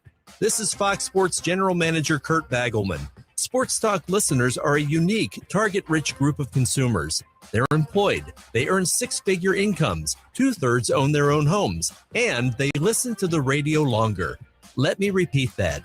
They listen longer, so your commercial message has more opportunity to be heard. It costs nothing to learn how a good strategy and a great schedule could help your business. So call me, 916-779-0914. 916-779-0914. Radio gets results, and we are here to help. Call 916-779-0914. Do you need new tires, but you've been putting it off? Don't wait any longer. Get the best in tires today and save. Get to Express Tires at 7215 Watt Avenue. They've got sets of Bridgestone and Firestone tires on sale and on site, ready for your car or truck. Get to Express Tires and save big by getting their 60-minute install guarantee. Express Tires, 7215 Watt Avenue, Sacramento. Express Tires, take care of your car or truck and protect your wallet. Express Tires, 7215 Watt Avenue, Sacramento. Listen up, guys. Are you experiencing any of the following? Fatigue, less drive, poor performance? If so, you may be one of the nearly 30 million men in the U.S. today dealing with ED. But did you know you don't have to pay hundreds for a prescription anymore? And you don't have to deal with the hassle of seeing the doctor or the embarrassment of going to the pharmacy for a certain pill. Now, with one free call, you can find out how Herbal Virility Max can help you feel like a man again. For over a decade, Herbal Virility Max has helped guys just like you put a smile back on their face with improved performance and drive. Call today and ask about our buy one, get one free offer. 800-690-8445. 800-690-8445. 800-690-8445. That's 800-690-8445. It's Truck Month at Downtown Ford Sacramento. If you've dreamed of a new Ford truck, we've got great news. While they last, qualified Ford truck customers can take home a still brand new 2025 F-150 or a 2025 Super Duty XL at 0% APR, 0 down, and 0 payments for 90 days, plus $1,000 in Ford retail bonus cash on select, still brand new 2025 Ford trucks. Some restrictions apply, so visit DowntownFordSacramento.com for details. Investors, keep listening to learn how to get your free gold report. A currency crisis is upon us. The U.S. dollar has been the world's reserve currency for over 50 years, but that is changing. It's time to protect your retirement. Decades of reckless borrowing and spending have critically weakened the dollar. The U.S. has become the world's biggest debtor with over $35 trillion in debt. Plus, the dollar's become weaponized. Countries are dumping it. Investors who wait until it's too late could lose big. There is one safe haven: gold. Diversify your portfolio with a physical asset they can't take away. Call the Reagan Gold Group right now and ask for your free gold guide. Here's our number: 800-941-4184. 800-941-4184. 800-941-4184. That's 800-941-4184.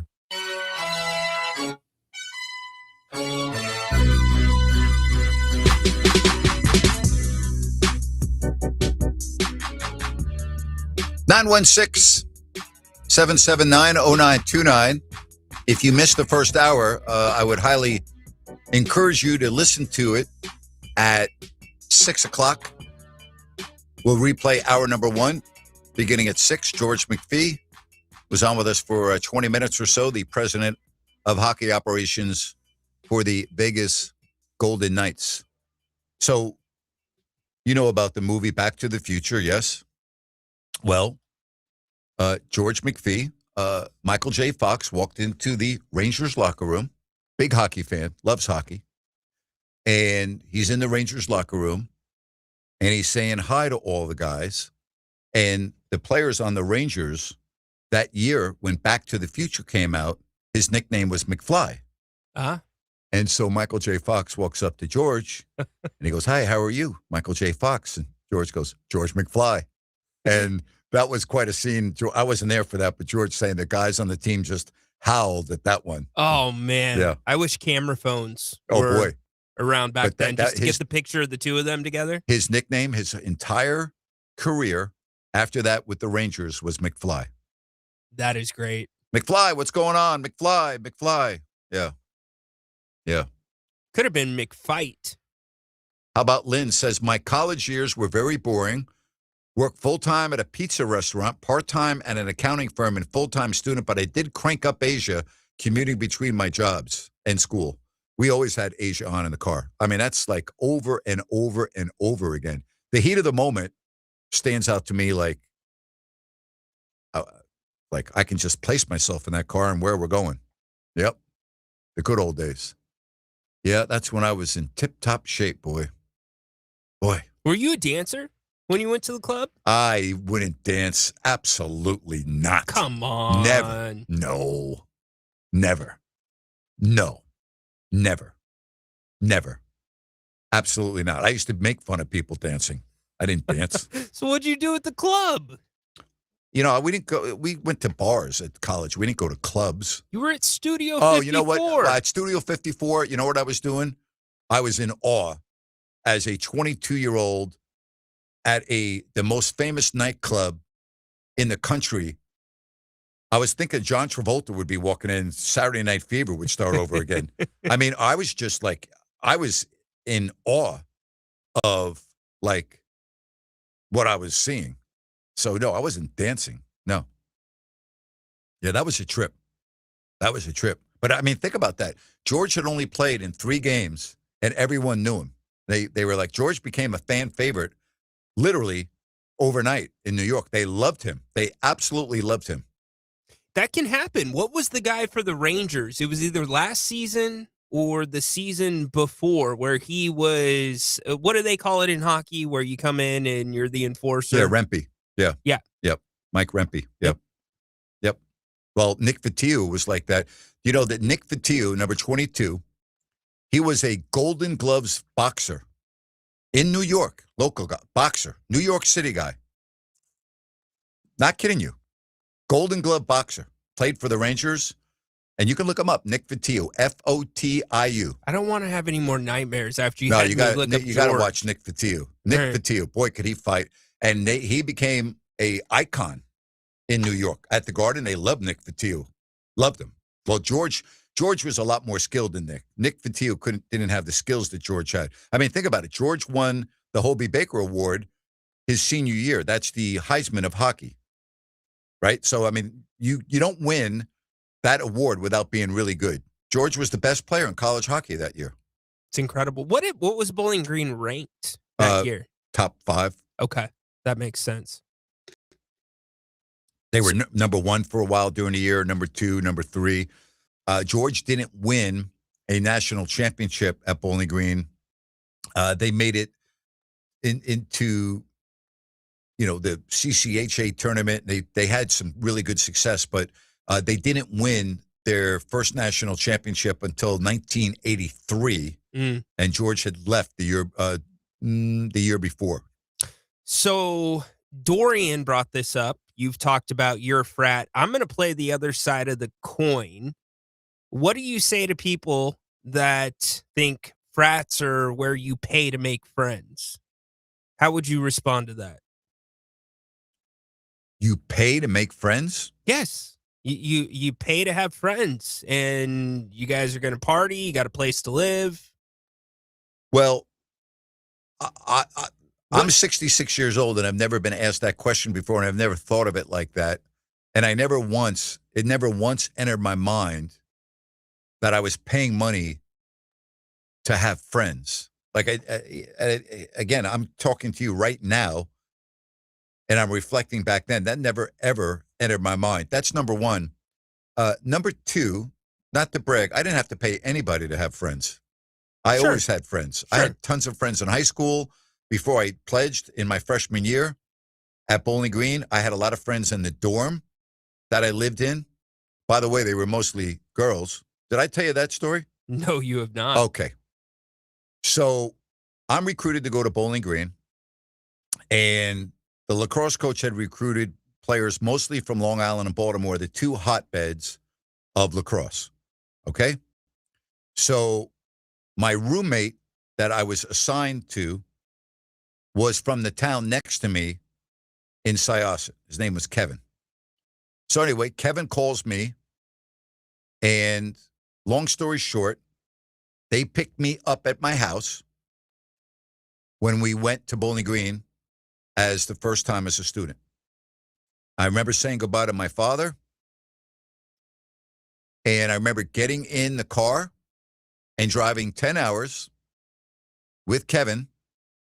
And we get to Bowling Green, and we check into our dorm where all of the freshman lacrosse players were going to stay, okay? Yeah. So it's a quad, which means that you have 4 buildings, 4 stories each, with a cafeteria in the middle, all right? So you've got building, like a square, with a circular cafeteria in the middle, 16 total floors. So we get in, so we get in to this one quad. And we go to lunch the first day. And we're like, gosh, there's just so many girls here. Well, to make a long story short, our coach had put the lacrosse players in a co-ed dorm where out of the 16 total floors, 14 were girls and only 2 were guys. Smart coach. So it's not a smart coach. It's a very stupid coach, Jim Plant. And Jim, if you're listening, you're an idiot, okay? Here's why it's stupid. Okay, we used to go when lunch opened at 11 in the morning and stay there until 2 when it closed, and then be there again at 5 when it opened and stay there until 8 instead of going to class. Okay, so we spent 6 hours a day in the cafeteria. So no, it wasn't a smart move by the coach. It was a stupid move by the coach and I'm thinking to myself, how am I going to explain to my dad that I failed and flunked out? I can't imagine. No, I'm literally sitting there one day in September, and I'm like, I don't know how I'm going to tell my dad that I didn't even make it to Thanksgiving. That I'm going to, no, really, I'm not kidding you. That was going through my mind. So 14 floors of girls, 2 floors of guys, and I am not exaggerating. We would hang out in the cafeteria for hours every day. And this is coming from a guy that does not like to sit down for Thanksgiving dinner. Well, we were walking around a lot because we were, making sure that we've got, we were checking out everything. We were just sitting there, and we were just like, oh my God, like, all right. So here's something else about Bowling Green that I didn't know until I got there. They had an enrollment of 16,000, 12,000 girls, 4,000 guys. 12 out of the 16,000 girls.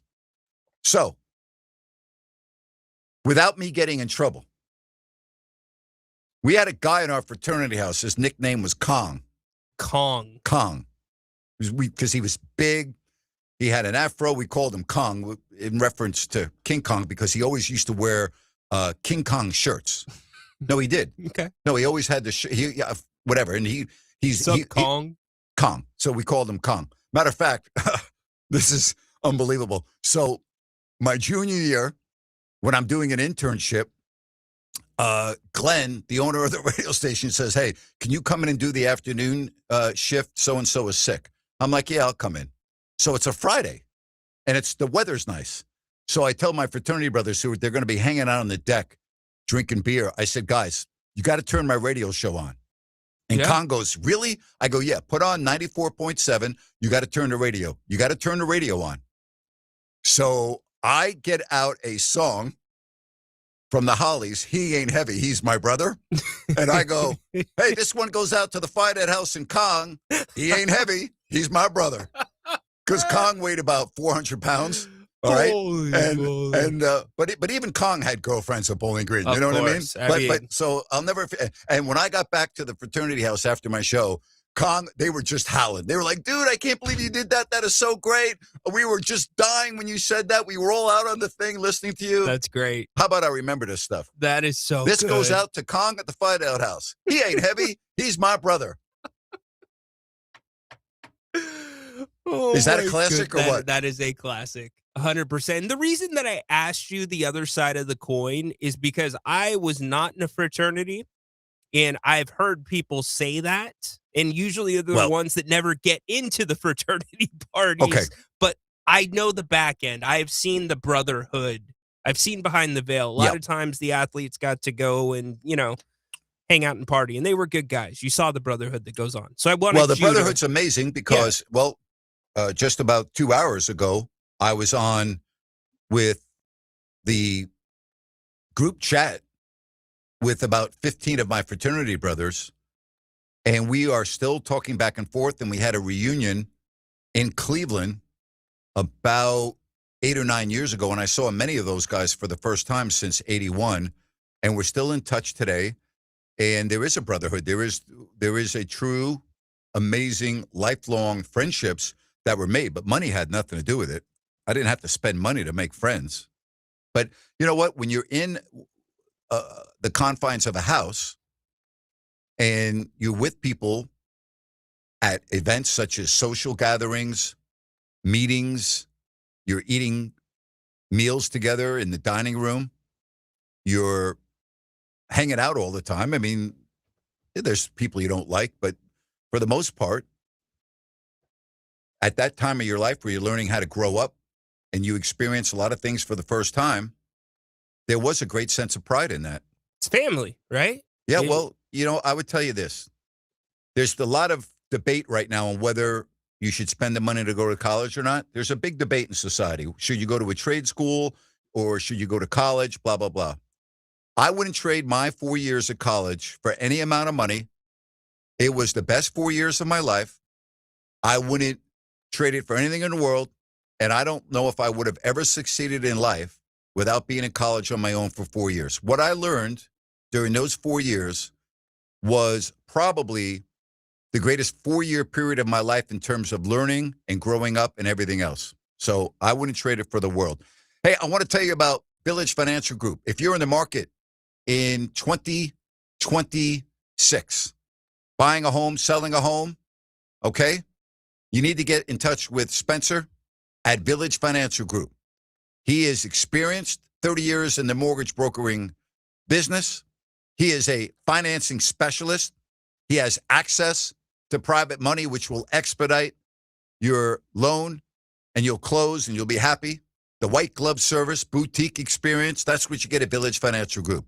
Call or text Spence at 916-805-4868. That's 916-805-4868. And go on their website, vfgloans.com, and you'll find thousands of listings. It makes sense to call Spence at 916-805-4868. Village Financial Group, looking out for your best interest. Don't forget, Grant's Rant is coming up right after the break. We'll take your phone calls at 916-779-0929. Hope you're having a good afternoon. We're having a good afternoon. Love being here. We'll be on YouTube and X after the Kings and the Mavs. We'll talk about guys we've never heard of before for 30 or 45 minutes. That's coming up later. But for right now, hour 3 is straight ahead on Fox Sports Sacramento.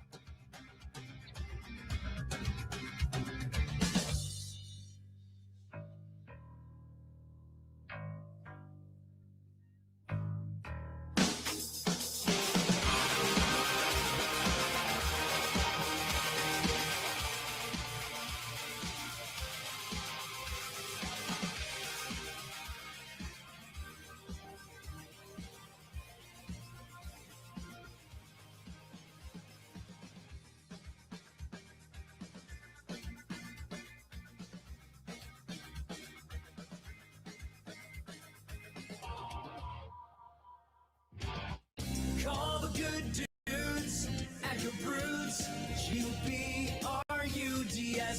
Homeowners, if you have an electrical project you need done, then you need the good dudes at Gabroods. Family owned, operated for 30 years, Jay Gabrood and his team are the area's recognized experts for everything electrical, from the very basic like repairs, lighting upgrades, and whole house fans, to the biggies, panel replacement, EV stations, and backup generators. Gabroods does it all and does it right the first time. They're actually the guys their competition recommends. Gabroods, expert, 5-star service, and always transparent, honest prices and solutions. Say goodbye to your electrical issues. Visit Gabroods.com or call 24/7 and speak with a real live person. Gabroods, G-U-B-R-U-D-S. Call the good dudes at Gabroods, G-U-B-R-U-D-S. Gabroods.com.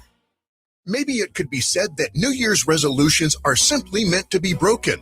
If, like most people, you've already abandoned your promise to live healthier in 2026, you're not alone. But when it comes to being healthy and happy, it's never too late to hit that reset button and start living your best life. Sacramento Naturopathic Medical Center invites you to schedule a free healthy aging consultation with Dr. Dennis Godby, an accomplished author and expert in the art of aging gracefully. As we get older, things change. A lot of us will experience lower energy levels. Some of us may experience a lack of motivation. And for guys, the onset of middle age can mean a lower libido and oftentimes ED. These things can be caused by low testosterone levels, which can usually be safely and easily treated. Visit gettingbetternow.com today and schedule your free healthy aging consult with Sacramento Naturopathic Medical Center located in Midtown. Living your best life is something you can get started on today.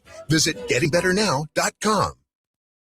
I'm Dan Patrick, and this is Above the Noise. When you scan the NFL Combine invite list, one truth jumps off the page. Talent matters in college football, but it's everything. Texas A&M sent a nation-leading 13 prospects to Indianapolis this year. Yet the Aggies bowed out in the first round of the playoffs. Ohio State tied for the third most invites with 11, and their group might be the most top-heavy of anyone. 5 potential first-round picks. On sheer ability, few programs could match the ceiling, but they failed to win the Big Ten and got manhandled by Miami in the playoffs. Meanwhile, the reigning national champion Indiana Hoosiers, well, if everything breaks right, they might have 2 first-round selections. The gap in projected NFL talent is obvious. The trophy case tells a different story. The Combine's all about measurables, but playing on Saturday measures poise, preparation, and performance. Talent may open the door, but a team carries you through it. I'm Dan Patrick, and this is Above the Noise.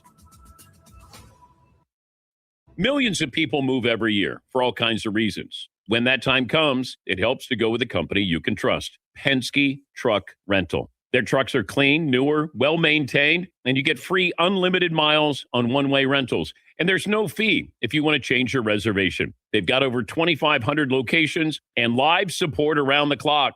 Penske helps you gain ground like no other company can. Go to PenskeTruckRental.com or download the Penske Truck Rental app.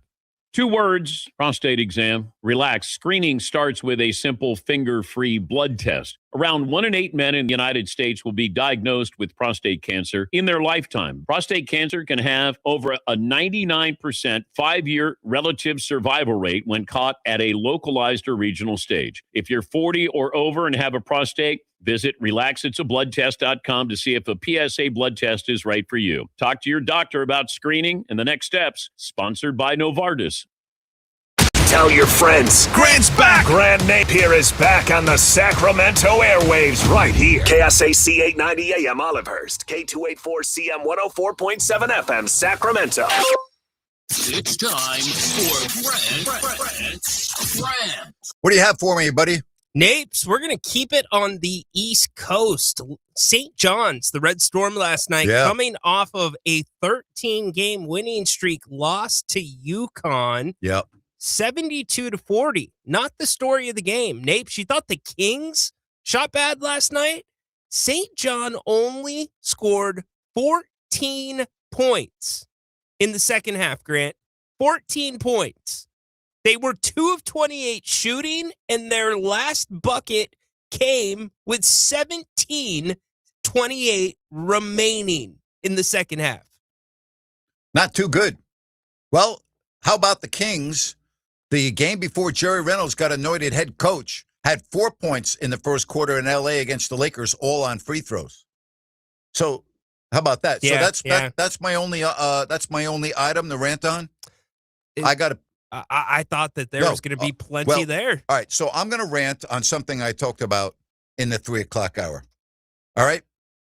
If you're a member of the sports media, not the news media, the sports media, and you're attacking athletes for showing up at the White House or believing a certain way or voting a certain way, and you are trying to get athletes in the hot water by feeling that you can ask them questions at sporting events that they're participating in about how they feel about what's going on in their country, shame on you. Shame on you. And you also don't have the pulse of the majority of people who don't give a damn. All right? Because they're not watching the Olympics because of somebody's political preference. And for you, as a member of the sports media, to go down that road, it is shameful. It is absolutely horrible. And I spent the first hour of the show talking about a columnist in Toronto by the name of Damian Cox. And Damian Cox destroyed the captain of the Toronto Maple Leafs in a column in the Toronto paper. Destroyed him. The Toronto Star, longtime sports writer Damian Cox, all right, just taking apart the captain of the Toronto Maple Leafs because not only did he win a gold medal, which is fine and dandy, but he went to the White House with his teammates, and he felt that as the captain of the Maple Leafs and the feud. I don't think it's a feud. The disagreements going on between the United States and Canada. Let me tell you something. There's no disagreement going on between the United States and Canada with the people of Canada and the people of the United States. All right? There aren't people that are walking around America going, gee, I don't like Canadians anymore. There aren't people in Canada that are going, gee, I don't like Americans anymore. All right? It's like, grow up, would you please? You're gonna call out Austin Matthews, the captain, and you're then talking about, gee, this may be the beginning of the end for Austin Matthews in Toronto. Let me tell you something. If it is the beginning of the end for Austin Matthews in Toronto because he went to the White House, then Toronto doesn't deserve him. And you as a sports fan should look in the mirror and get a life and acknowledge that you have a problem. This guy just accomplished a dream, a lifelong dream to win a gold medal in the Olympics for his country, which happens to be the United States of America. And you're going to penalize him because he was invited and went to the White House, and you feel that's inappropriate because he's the Toronto Maple Leafs captain? Really? What about the other players of the Canadian teams on Team USA that were at the White House? Is that inappropriate too? It's a bunch of nonsense. What a shame. What a shame that sports, which was such a beautiful moment on Sunday, such a proud moment for this country, and Damian Cox, a longtime sports writer in Toronto, has got to turn it in to a death sentence for the captain of the Toronto Maple Leafs. Shame on him. Shame on him. And that's my rant for today. What am I going to say about St. John's? They're still going to the tournament. They still have a chance to win the conference tournament. They had a bad game. UConn's really good.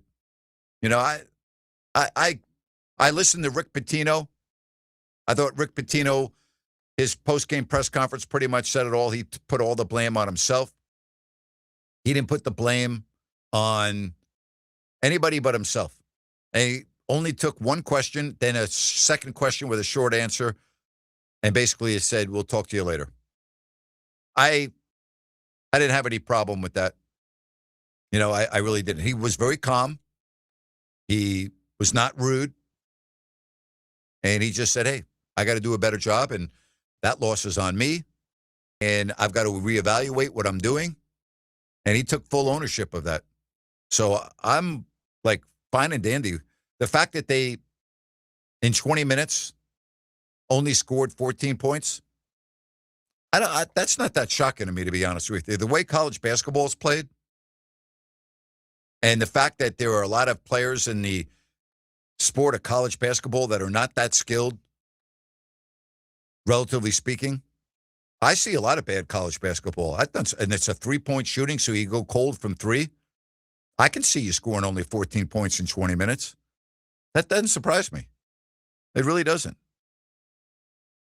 Not in college. It would surprise me in the NBA, but it wouldn't surprise me in college. It doesn't surprise me. And Connecticut's obviously a really good team. So I'm not that surprised. Not that surprised. All right, again, if you want to call the show, 916-779-0929. The Kings and the Mavericks are going to be starting here in about 30 minutes. So we gave you the updates earlier, right, on who's playing and who's not. And that Russell Westbrook is out. And let's hope that he's going to be okay, because he's got a thigh contusion. Good Lord. Right? And I'm still waiting to hear the latest on Malik Monk, whether he's playing. Keegan Murray is not playing. And nobody's playing for Dallas. Cooper Flagg's not playing. Nobody's playing. All right? It's going to be a terrible game tonight. Like, I can't even imagine if you were in Dallas, why you would go to the game. Seriously, why would you go to this game? Nobody's playing. Here we are in February, and it's like you don't even know the players that are going to be on the court. That's bad news. 916-779-0929. You can use that number to call the show or text the show. Happy to have all of you on board. Don't forget hour number one, which Rhino says the best hour maybe I've had since I started on September 2nd. That will be replayed at 6 o'clock. All right, let's get to some phone calls, and we say hello to Steve in Vacaville. Steve, good afternoon. Hi, Grant. Thanks for taking my call. Very interesting topic with your rant here, and I wanted to kind of nuance it a little bit. And if I heard you, I think you were taking some exception to reporters that were starting to ask political questions of athletes there, and you cited, the Maple Leafs. Yep, Austin Matthews going to the White House, and he didn't ask Austin Matthews a question. He just ripped him to shreds. Okay, well, I guess the question is, what about the case of Eileen Gu, who's born and raised in the United States, and then goes and plays for a country like China? I mean, do you think it's worth a reporter asking her thoughts? And we know what they are, but I mean, do you think it's worth asking her about that? And I think that's fair game. She was born and raised in. I think that's fair game. Okay. I think that's fair game. And we all know why she went. She was paid millions and millions of dollars. So I get that. It's like, why did some of the golfers leave the PGA Tour to go play on the LIV Tour? Well, money. So I get that. I think it was very appropriate to ask her those questions. I didn't think that was a political question. You're asking, why are you representing China instead of the United States when you grew up here? And so I think that's a very fair question. I think it's a question that should be asked.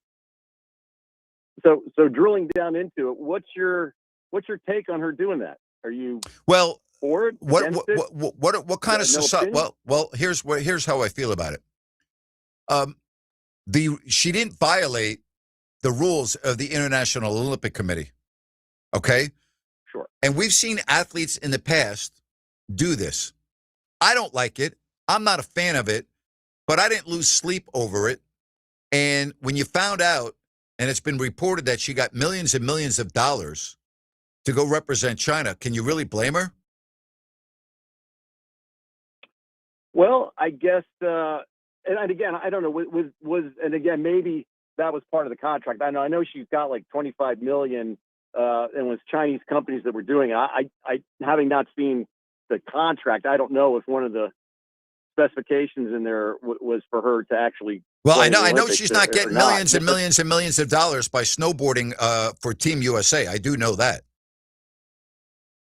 Sure. Okay. Well, I guess the question is, and maybe it's semantics in terms of, when you get companies that are going to, back and sponsor these athletes, because a lot of these Olympic athletes are very well heeled. How's that any different than Bryson DeChambeau? How's that any different than Bryson DeChambeau, John Rahm, Dustin Johnson leaving the PGA Tour to go on the LIV Tour that's backed by Saudi Arabia? How's that any different?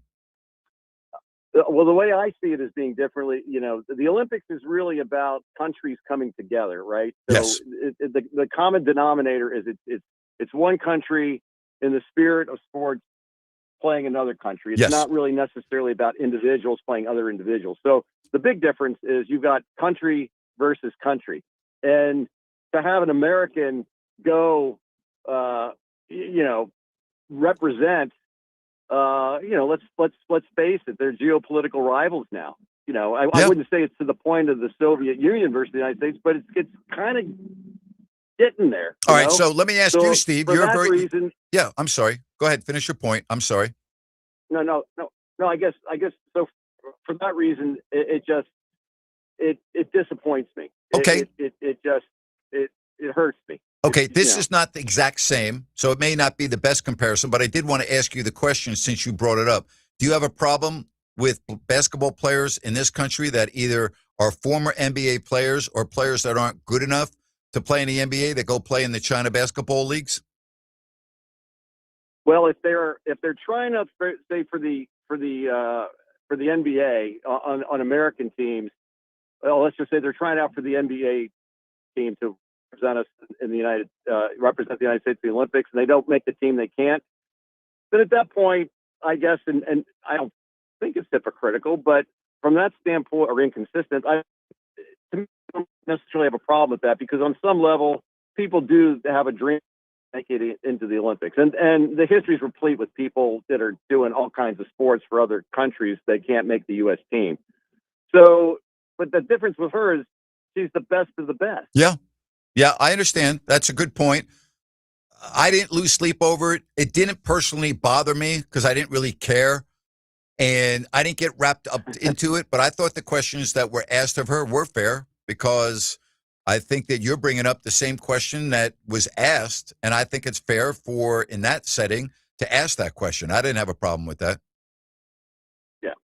But I agree. I where I start to get off the train is when journalists try to get a gotcha question to have these athletes, especially when they're just coming off, usually it's a competition or an event, they're jacked with adrenaline, or they're exhausted. Their minds aren't prepped and ready for the kind of questions they're getting. And I think that's disingenuous for some of these journalists to try to make a a scoop or a headline by putting the athletes in that kind of position. Here's my opinion. If we're going down that road. Here's my opinion. Yeah. I think if you're at a sporting event and you ask a politically motivated question, I think you should have your credential revoked. I think you should lose your credential.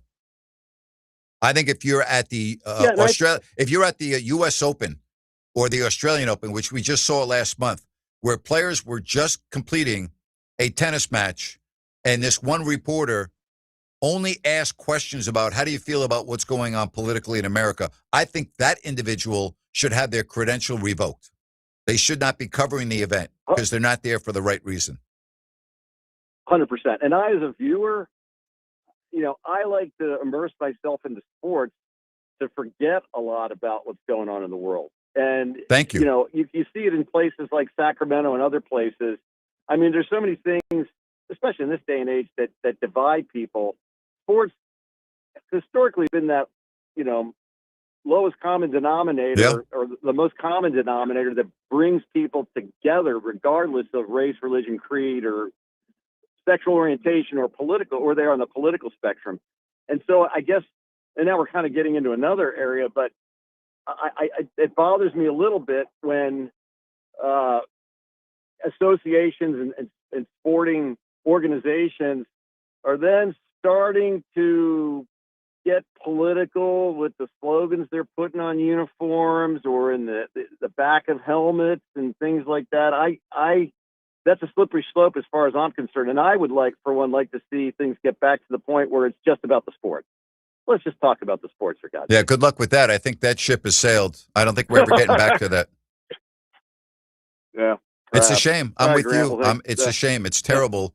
It's just awful. I mean, what we've experienced it to a very high level this week with what's happened with the men's Olympic hockey team, that there are those in the media that are absolutely inflamed to a point of ridicule, where a columnist in a Toronto paper has to completely torch the Toronto legacy of Austin Matthews because he went to the White House with his teammates as he was honored in the Oval Office and at the White House.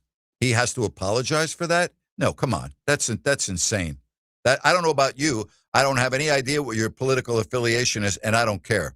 If I was ever invited to go to the White House, all right, the president of the United States, whomever that may be at the time, that would not factor in any way, shape, or form for me going to the White House. If I got invited because they wanted to bring in NBA announcers that have worked 30 years or more in the league, and I got an invitation to go, I wouldn't go, I don't really like that president, I'm not going. That would not even enter my mind. It would not even enter my mind.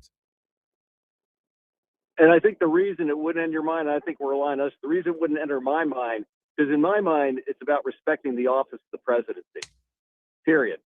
And, and I don't think you just have a litmus test saying, well, if that person doesn't arrive, because regardless of the individual, it's about the office of the presidency. That's why you go to the White House. I walked on the Air Force One when President Obama was in office. He obviously wasn't on the plane. He was getting ready to get on the plane. He was at Stanford. The plane was at the Moffett Air Force Base, and I had a chance to talk to the captain and the co-pilot and all of the officers and Secret Service people that were on board. I was on it was so amazing that I ended up sitting in the captain's chair in the cockpit. We were in the Oval Office. Oh, wow. It was a wow. It was a wow with a capital W. Wow. Yeah, it was a wow. We sat in the president's chair at the Oval Office in the sky, and it had President Obama's Air Force jacket hanging over the back of his chair.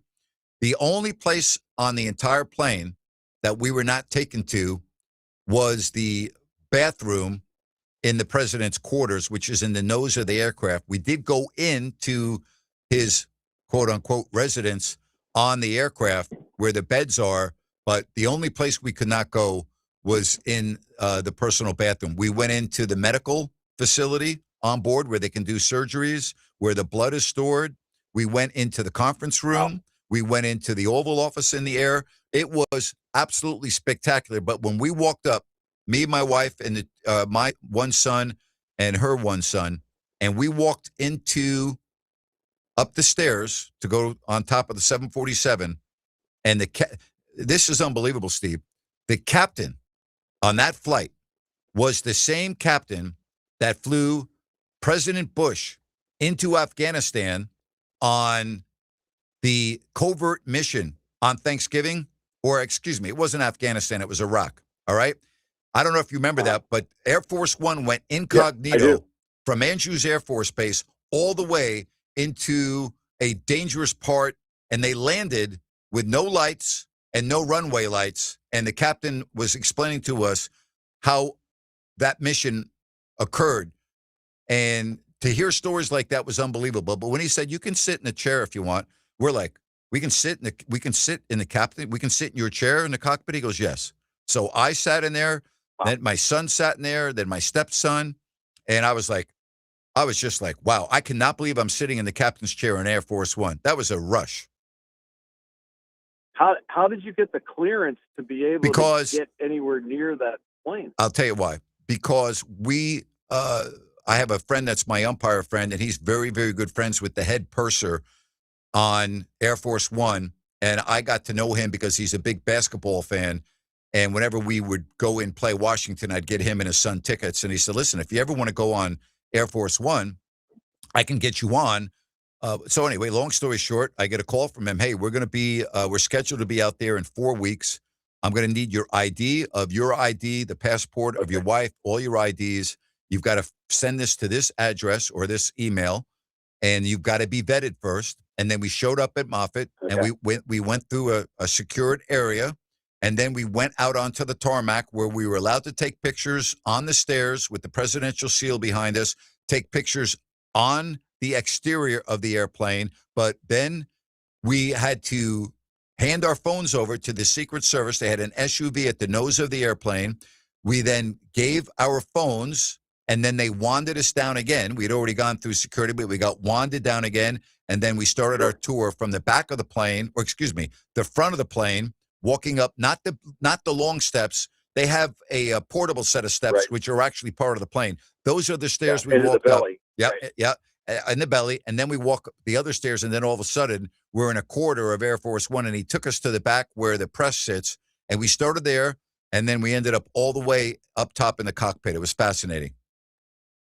Fascinating. Wow. Have you ever told that story before in the air? Because I've been listening to you for a long time. I have. It's been a long time. Yeah. Hey, Steve, it's always great hearing from you, buddy. Treat. You take care. All right. Take care, Grant. Thanks for the call. Thank you. Great talking to you. More to come right here on Fox Sports Sacramento. It's the All Things Legal Show, heard every Saturday morning from 8 to 9. Join your host, Craig Ashton, with an entertaining and eclectic view of all things legal. Saturday mornings from 8 to 9. Remember, for the best advice, don't think twice. Call Ashton and Price. Homeowners, for any electrical project you need done, trust the good dudes at Gabrew's. Locally owned, 5-star service experts, always transparent prices and solutions. Say goodbye to your electrical issues. Call Gabrew's or visit Gabrew's.com. GUBRUDS. Listen up, guys. Are you experiencing any of the following? Fatigue, less drive, poor performance? If so, you may be one of the nearly 30 million men in the U.S. today dealing with ED. But did you know you don't have to pay hundreds for a prescription anymore? And you don't have to deal with the hassle of seeing the doctor or the embarrassment of going to the pharmacy for a certain pill. Now, with one free call, you can find out how Herbal Virility Max can help you feel like a man again. For over a decade, Herbal Virility Max has helped guys just like you put a smile back on their face with improved performance and drive. Call today and ask about our buy one, get one free offer. 800-690-8445. 800-690-8445. 800-690-8445. That's 800-690-8445. You served behind the desk. You served in combat. You did 4 years and got out. You were drafted. You gave 20 years. You gave exactly what your country needed. You are a veteran. You are a veteran. You are a veteran, and you deserve support. If you're struggling with life after service, don't wait. Reach out. Find resources at va.gov/reach. Brought to you by the United States Department of Veterans Affairs and the Ad Council.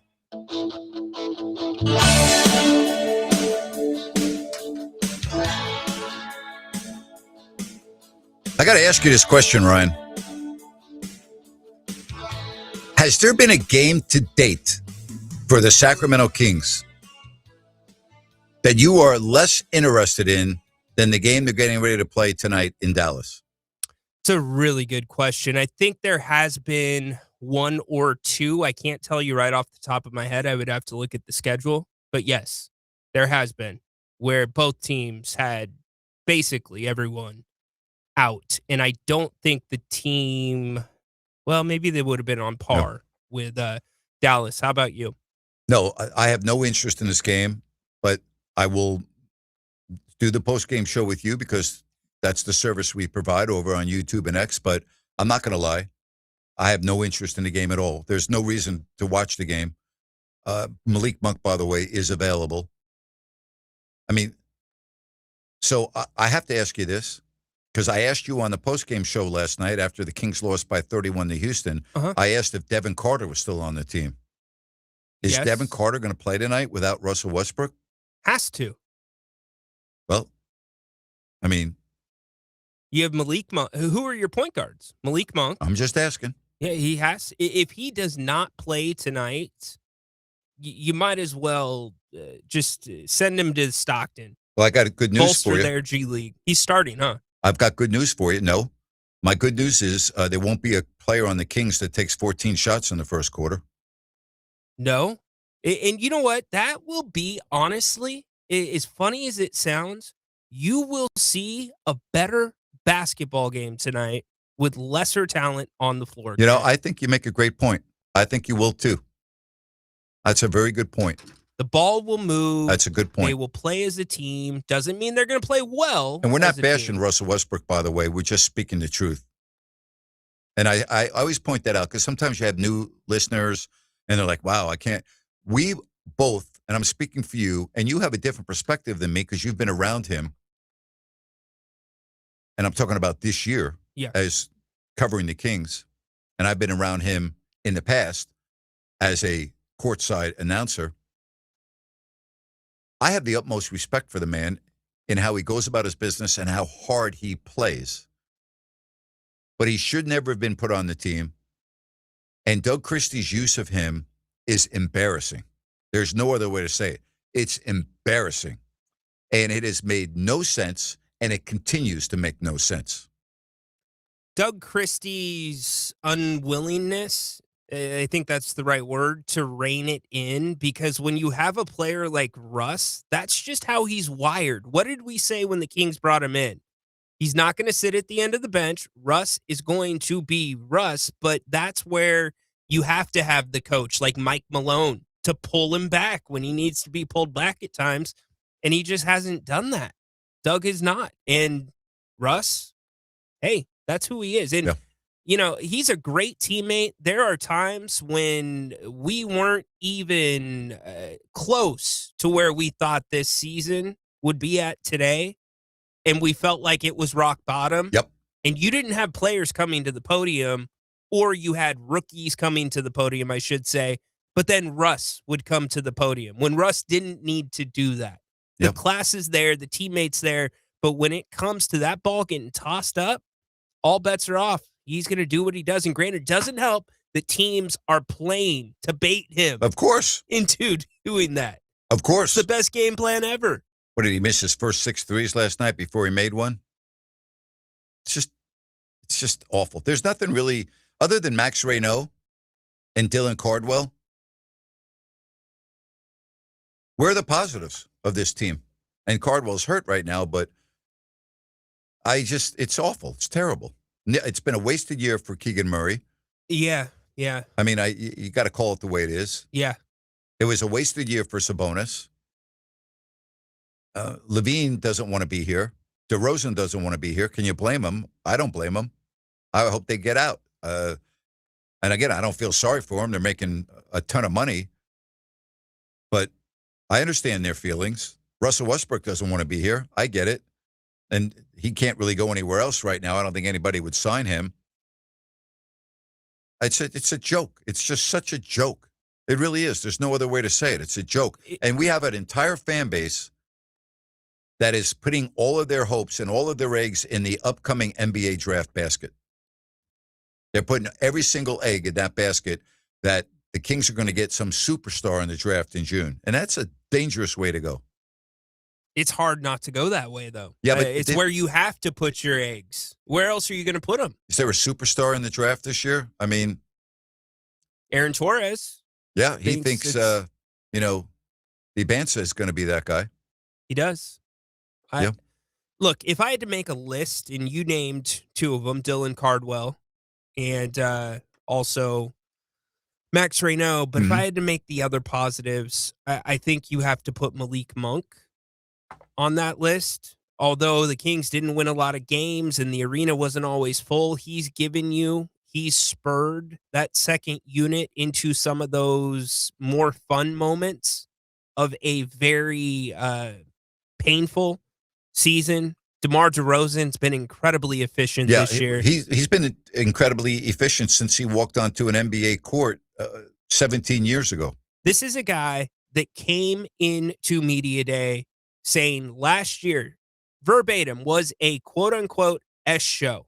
He had to really decompress, do his process, and he was optimistic again about this year. Yeah. Coming off of last year, Grant. Oh, boy. He's played every game this season. That's and right. This season has been That's two right. times Hey, the show. Let me tell you something. Last year was a championship season compared to this year. Yes, it was. You don't know what you have until it's gone. Wow. And that was mediocrity. It doesn't seem it was that long ago that we were downtown doing our YouTube post-game shows at restaurants during the Kings and the Warriors series when they won 48 games. How about that? The excitement, fans popping in Just great. Pumped to go to the game. It was great. Yeah. And we thought it was here to stay, right? Yeah, we did. How can you screw this up? So frustrating. The fans deserve so much better. We keep on talking about that. The fans of this great community in this area deserve so much better than this clown show. It is. It's a clown show. I mean, it really is. And listen, I hope Scott Perry can get the job done. I'm giving him 3 years. I think he deserves that. But, I'm really sour on these 6 core principles, which I think are just embarrassing for the franchise, that you hang your hat on that and you talk about that's going to be the Sacramento Kings, and Doug Christie on all of his post-game press conferences talking about culture. You want to talk about culture? Go listen to George McPhee when we replay the first hour when he comes on at 6:30. You want to know about culture? You want to learn about culture? You want to learn about what's important? Go listen to George McPhee at 6:30, right? Yeah. Now that's culture, and that's a guy that gets it. And why do you think he's won a Stanley Cup and been in several others? And why do you think he's been so successful? Because he understands culture. He understands the right way to do things and the wrong way to do things. He doesn't go in the Vegas locker room or on the website have 6 nonsense sayings. You know what he does? When he hires an individual, he says to them, here are our standards. This is what we're about, okay? Your job is going to be very important. Your role is going to be looked upon as if you're the best player on our team. Are you in? Are you ready to help us win a Stanley Cup? Well, I'm only a secretary. Let me repeat myself. Are you ready to be dedicated to your job because we're all working for the same common goal? And that is to win the Stanley Cup, right? Yep. He doesn't have to sit there and go, well, let's see. Is the person professional? Well, let's put it on a. Are you a volunteer or a hostage? Yeah, thank you. Right. Wow. It's that is, to me, okay, the one thing I feel okay with Scott Perry drafting right now, and you guys can point to Neek and gals. Yep. But remember, you weren't in the first round when that draft started, so he got it back into the first round. But it's the tough task of understanding and filling out this roster going forward. And you can only do that by having a firm evaluation on the talent that is currently here and is going to be here, because you need to put the right pieces around them. And I am not talking, Grant, about expensive players. I'm not talking about top talent. You need to find the role guys. And when Scott Perry looked at this roster this summer after Summer League and decided Dennis Schroeder and then Russell Westbrook were the right pieces. Dennis Schroeder, the guy we targeted all along, 2 point guards notorious for being looking for their own shot, ball aggressive. When Domantas Sabonis, who's played through almost everything imaginable, says, I just need a point guard. Get me a point guard. Well, both of those guys were not the point guard that Domantas Sabonis wanted. By the way, we've talked about who's playing and who's not playing for the Kings. Malik Monk is going to play. Daniel Gafford is out. P.J. Washington is out. Cooper Flagg is out. And you know about Irving and Derek Lively. For the Kings, you know Sabonis is out. You know Murray's out. You know Hunter's out. Also not playing in this game, Keegan Murray, who once again injured his ankle last night in Houston after 9 minutes. And Russell Westbrook, I guess he's got a bump on his thigh, so he's not playing. So, Kings odds probably went up. I mean that seriously. If I'm Vegas, yeah, I would think so too. I think your odds go up with Russ not playing. You know what? I think you're right. I think you're spot on. Good job right there. I think you're right on. So, Mr. Weird Cat Karin in the YouTube chat. It's like the third or fourth time I've seen this question today, and this will take us to break. Grant, Tiger Woods playing in the Masters? Yeah, I don't know yet. Mark? He did not rule it out. He was on with Jim Nantz of CBS Sports last week and was asked. He said, "Have you ruled out playing in the Masters?" And he answered, "No." So I would say I shouldn't say this. Every time I doubt the guy, he does something great. But if he does play, I don't think there's any way in the world he could make the cut. Hornets lead the Pacers 87-59.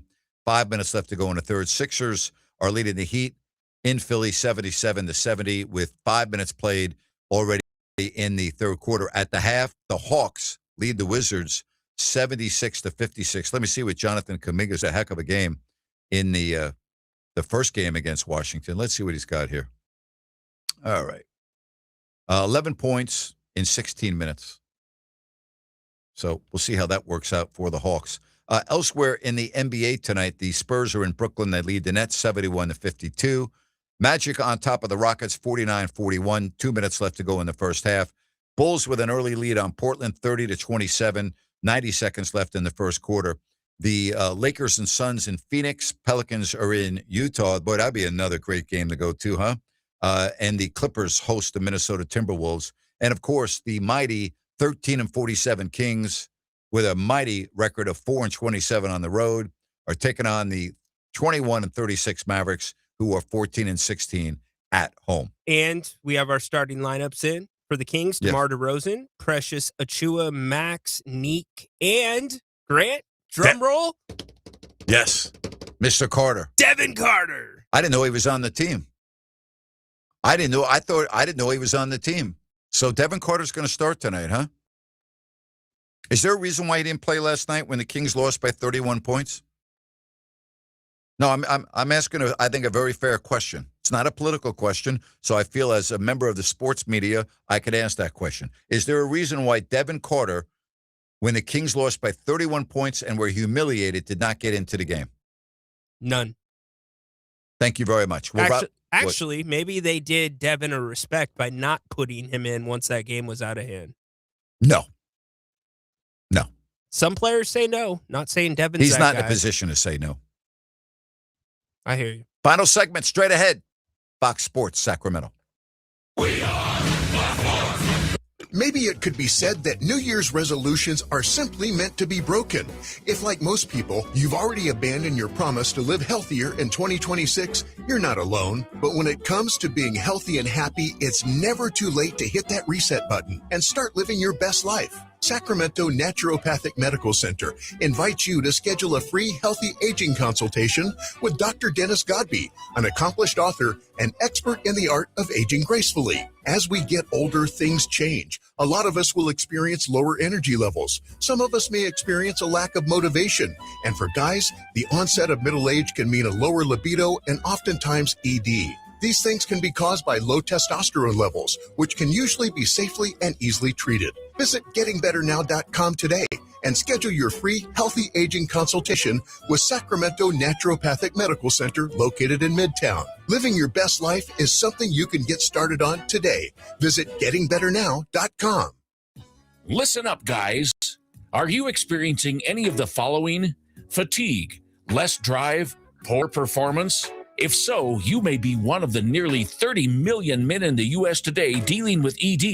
But did you know you don't have to pay hundreds for a prescription anymore? And you don't have to deal with the hassle of seeing the doctor or the embarrassment of going to the pharmacy for a certain pill. Now, with one free call, you can find out how Herbal Virility Max can help you feel like a man again.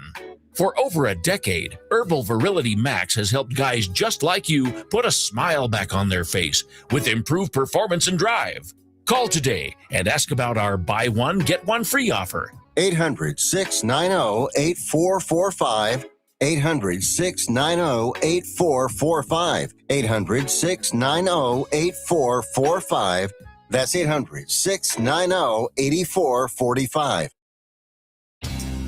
You've been saying you're going to pay better attention to your home's honeydews. Check one off your list right now by calling Gabrud Services to schedule a 12-point inspection of your home's electrical system. The safe rule of thumb is every 5 years for an inspection. If it's been 5 years or more, call Gabrud's now. A qualified technician will provide a thorough inspection of the electrical system to ensure it's safe or alert you to potential problems. At Gabrud's, electrical work is all we do. We are the area's recognized experts for anything electrical, and our number one priority is ensuring your home and family are safe. You've been saying you'll pay better attention to your home. Stop saying it. Make the call to Gabrud's. Talk with a real person and schedule your 12-point inspection today.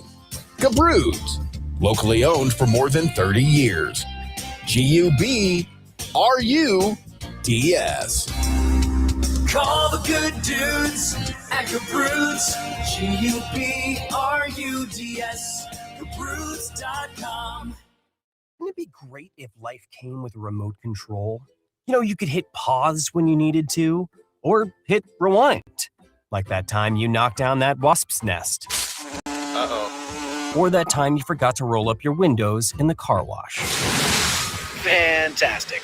Yeah, a remote control would have come in handy then. Well, life doesn't always give you time to change the outcome, but prediabetes does. With early diagnosis and a few healthy changes like managing your weight, getting active, stopping smoking, and eating healthier, you can stop prediabetes before it leads to type 2 diabetes. It's easy to learn your risk. Take the 1-minute test today at doihaveprediabetes.org.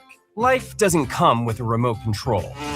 Yikes! So you're on your own with the wasps. You have the power to take control of prediabetes. Visit doihaveprediabetes.org today. That's doihaveprediabetes.org. Brought to you by the Ad Council and its prediabetes awareness partners. All right, here's your bold prediction of the show. Ryan, my bold prediction is the starting center for the Dallas Mavericks is a player by the name of Marvin Bagley.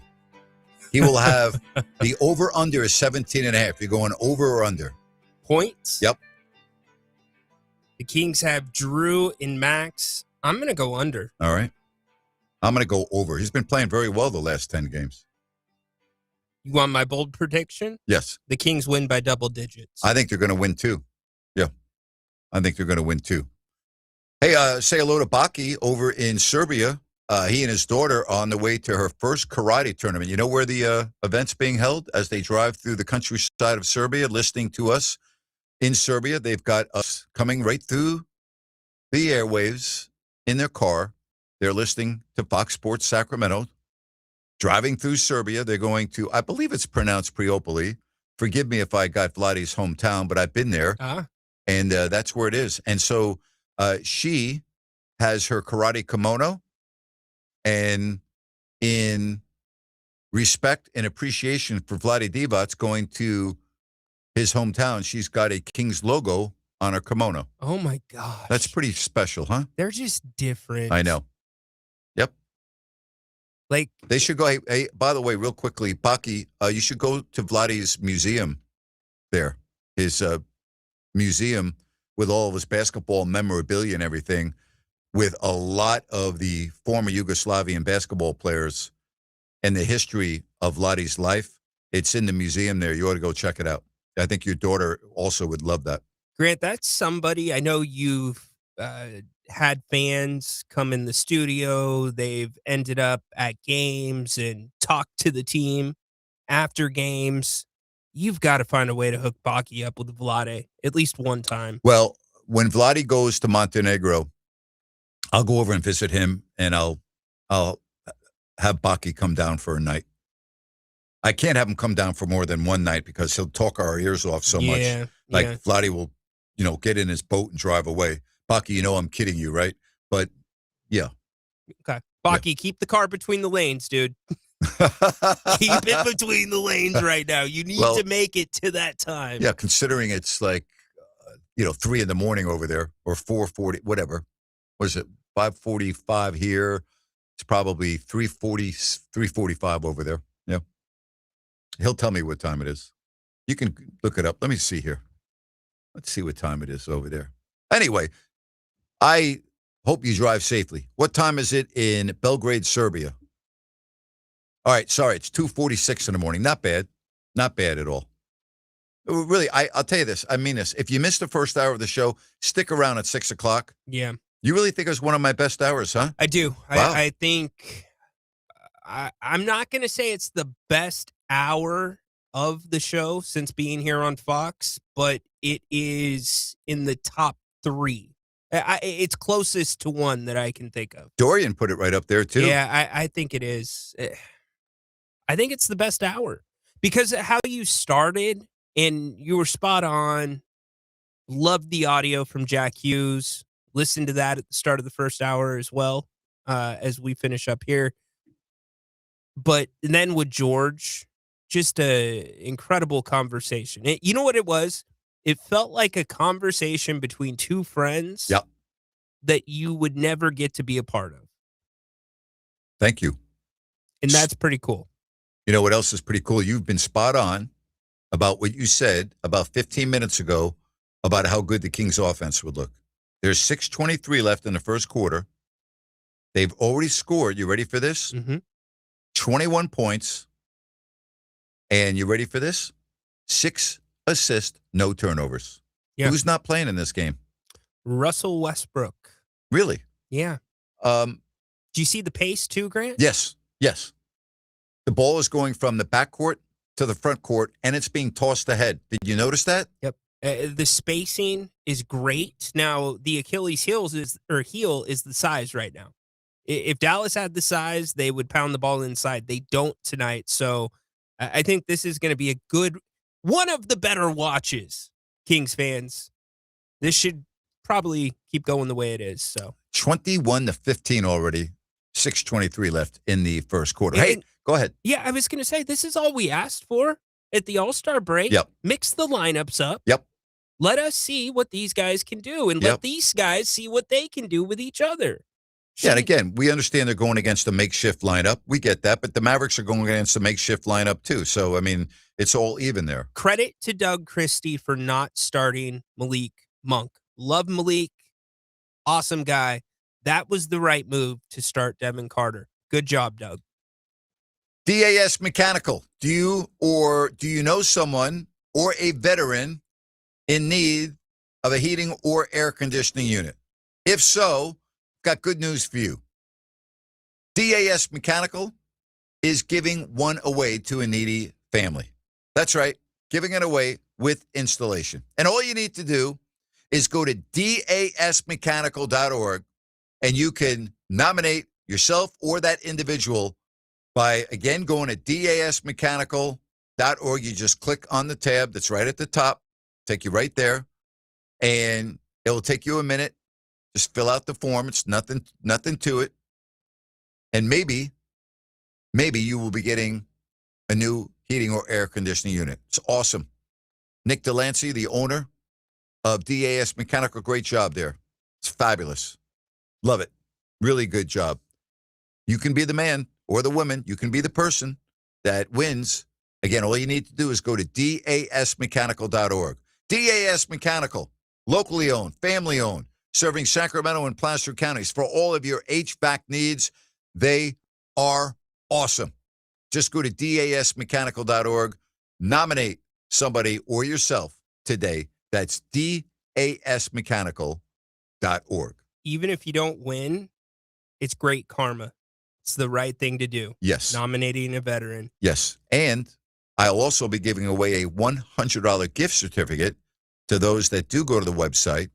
I'll pick one random individual of those that did just that, and they can end up at Bennett's and get a $100 gift card. Just go to our X pages, because that gift card will get you that New York Prime. Oh, boy. That we had the Wow. other night. Patrick, one of the OGs, says during the off season we have to have a listen app reunion, probably on the podcast. Yeah. That would be an interesting episode for you, Grant. That would be. Yes, it That would. would be kind of cool. Our travel segment from the 209, which airlines have the best economy section for international flights and why? That's a great question. You said Japan Airlines. Japan Airlines is a very good economy class. They're rated very highly because of the pitch. And I think that's very important, especially for someone like me who's 6'2". I would say this about Japan Airlines. I think their premium economy is as good as any premium economy I've ever been in the sky. It is great. I believe it's on par with the first class seats of our domestic airlines here in this country. That's how good their premium economy is. So, like, you're not in business class. You're in between economy and business in premium economy. Japan Airlines is phenomenal. EVA is a very good premium economy. Cathay Pacific has a good premium economy. Emirates has rolled out a new premium economy. It's excellent. Those are some of the good. But, yeah, Japan Airlines is known for a very good economy. It's economy. So, but they are good. They are good. Hey, Grant, the Kings are picking up 94 feet. Really? Yeah. Huh. What's the date today? The 26th of February. It's about time. They're picking up 94 feet. Wow. What a concept, huh? How about that? Wow. That's not allowed. No kidding. 26 to 15, by the way, if you're keeping score at home. These guys just look so much more confident. They're not looking over their shoulder. I just saw Neek confidently step into a triple as one of the people, or one of the viewers in the chat, M. Nguyen, points out Max was screaming at Precious to defend his guy, and he was right. Like to see that. Yeah. By the way, Baki said that he has been to the museum before, but it will be his daughter's first time, and that there's a Lakers fan in the car. So I suggest, Baki, that you pull over right now and have that individual find their own transportation to Vladdy's hometown. I'm disappointed to hear that. Thank you. Thank you. Drive safe. Drive safe. Drive safe. Oh, you know what, Baki? Lucky for you, we asked Coach Christie about that situation, if it were to ever occur. Here's what he said. That just is unacceptable. So.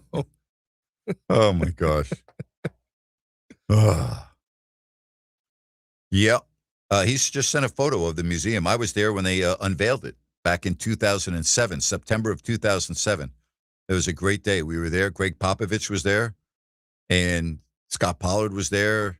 Glenn Rice was there. All of his, not all, a lot of his teammates that he grew up playing with in formerly Yugoslavia were there. And it's a fabulous, they did a fabulous job there. Fabulous. Love it. Yeah. Kings on a just got a 7-0 run, broken, but they have 28 points, Grant, with 5 minutes left in the first quarter. Who's not playing tonight? Who's the guy that's not playing tonight? Russell Westbrook will not be passing anybody else on the scoring list tonight. And Guaranteed. so with 4:21 left, the Kings already have, let me make sure I got this straight. They already have 30 points and, okay, have not thrown the ball all over the lot. They only have one turnover. Yeah. Almost doubled up Dallas. No Yes. turnovers. No turnovers. Yeah. No. 6 assists, no turnovers. 30-19. Listen to this first hour of the show, which is coming up next. It was really awesome, if I may say so. I'm going to get in the car and I'm going to listen to it. Rhino, we'll see you over on YouTube tonight, probably about 8 o'clock. Hope you can join us a little bit later. My thanks to George McPhee, the president of hockey operations for Vegas. For Rhino and Sacktown, I'm Grant Napear. Thank you so much for listening and being a part of our day, making your day a stop between 3 and 6 here on Fox Sports Sacramento. Bye-bye now.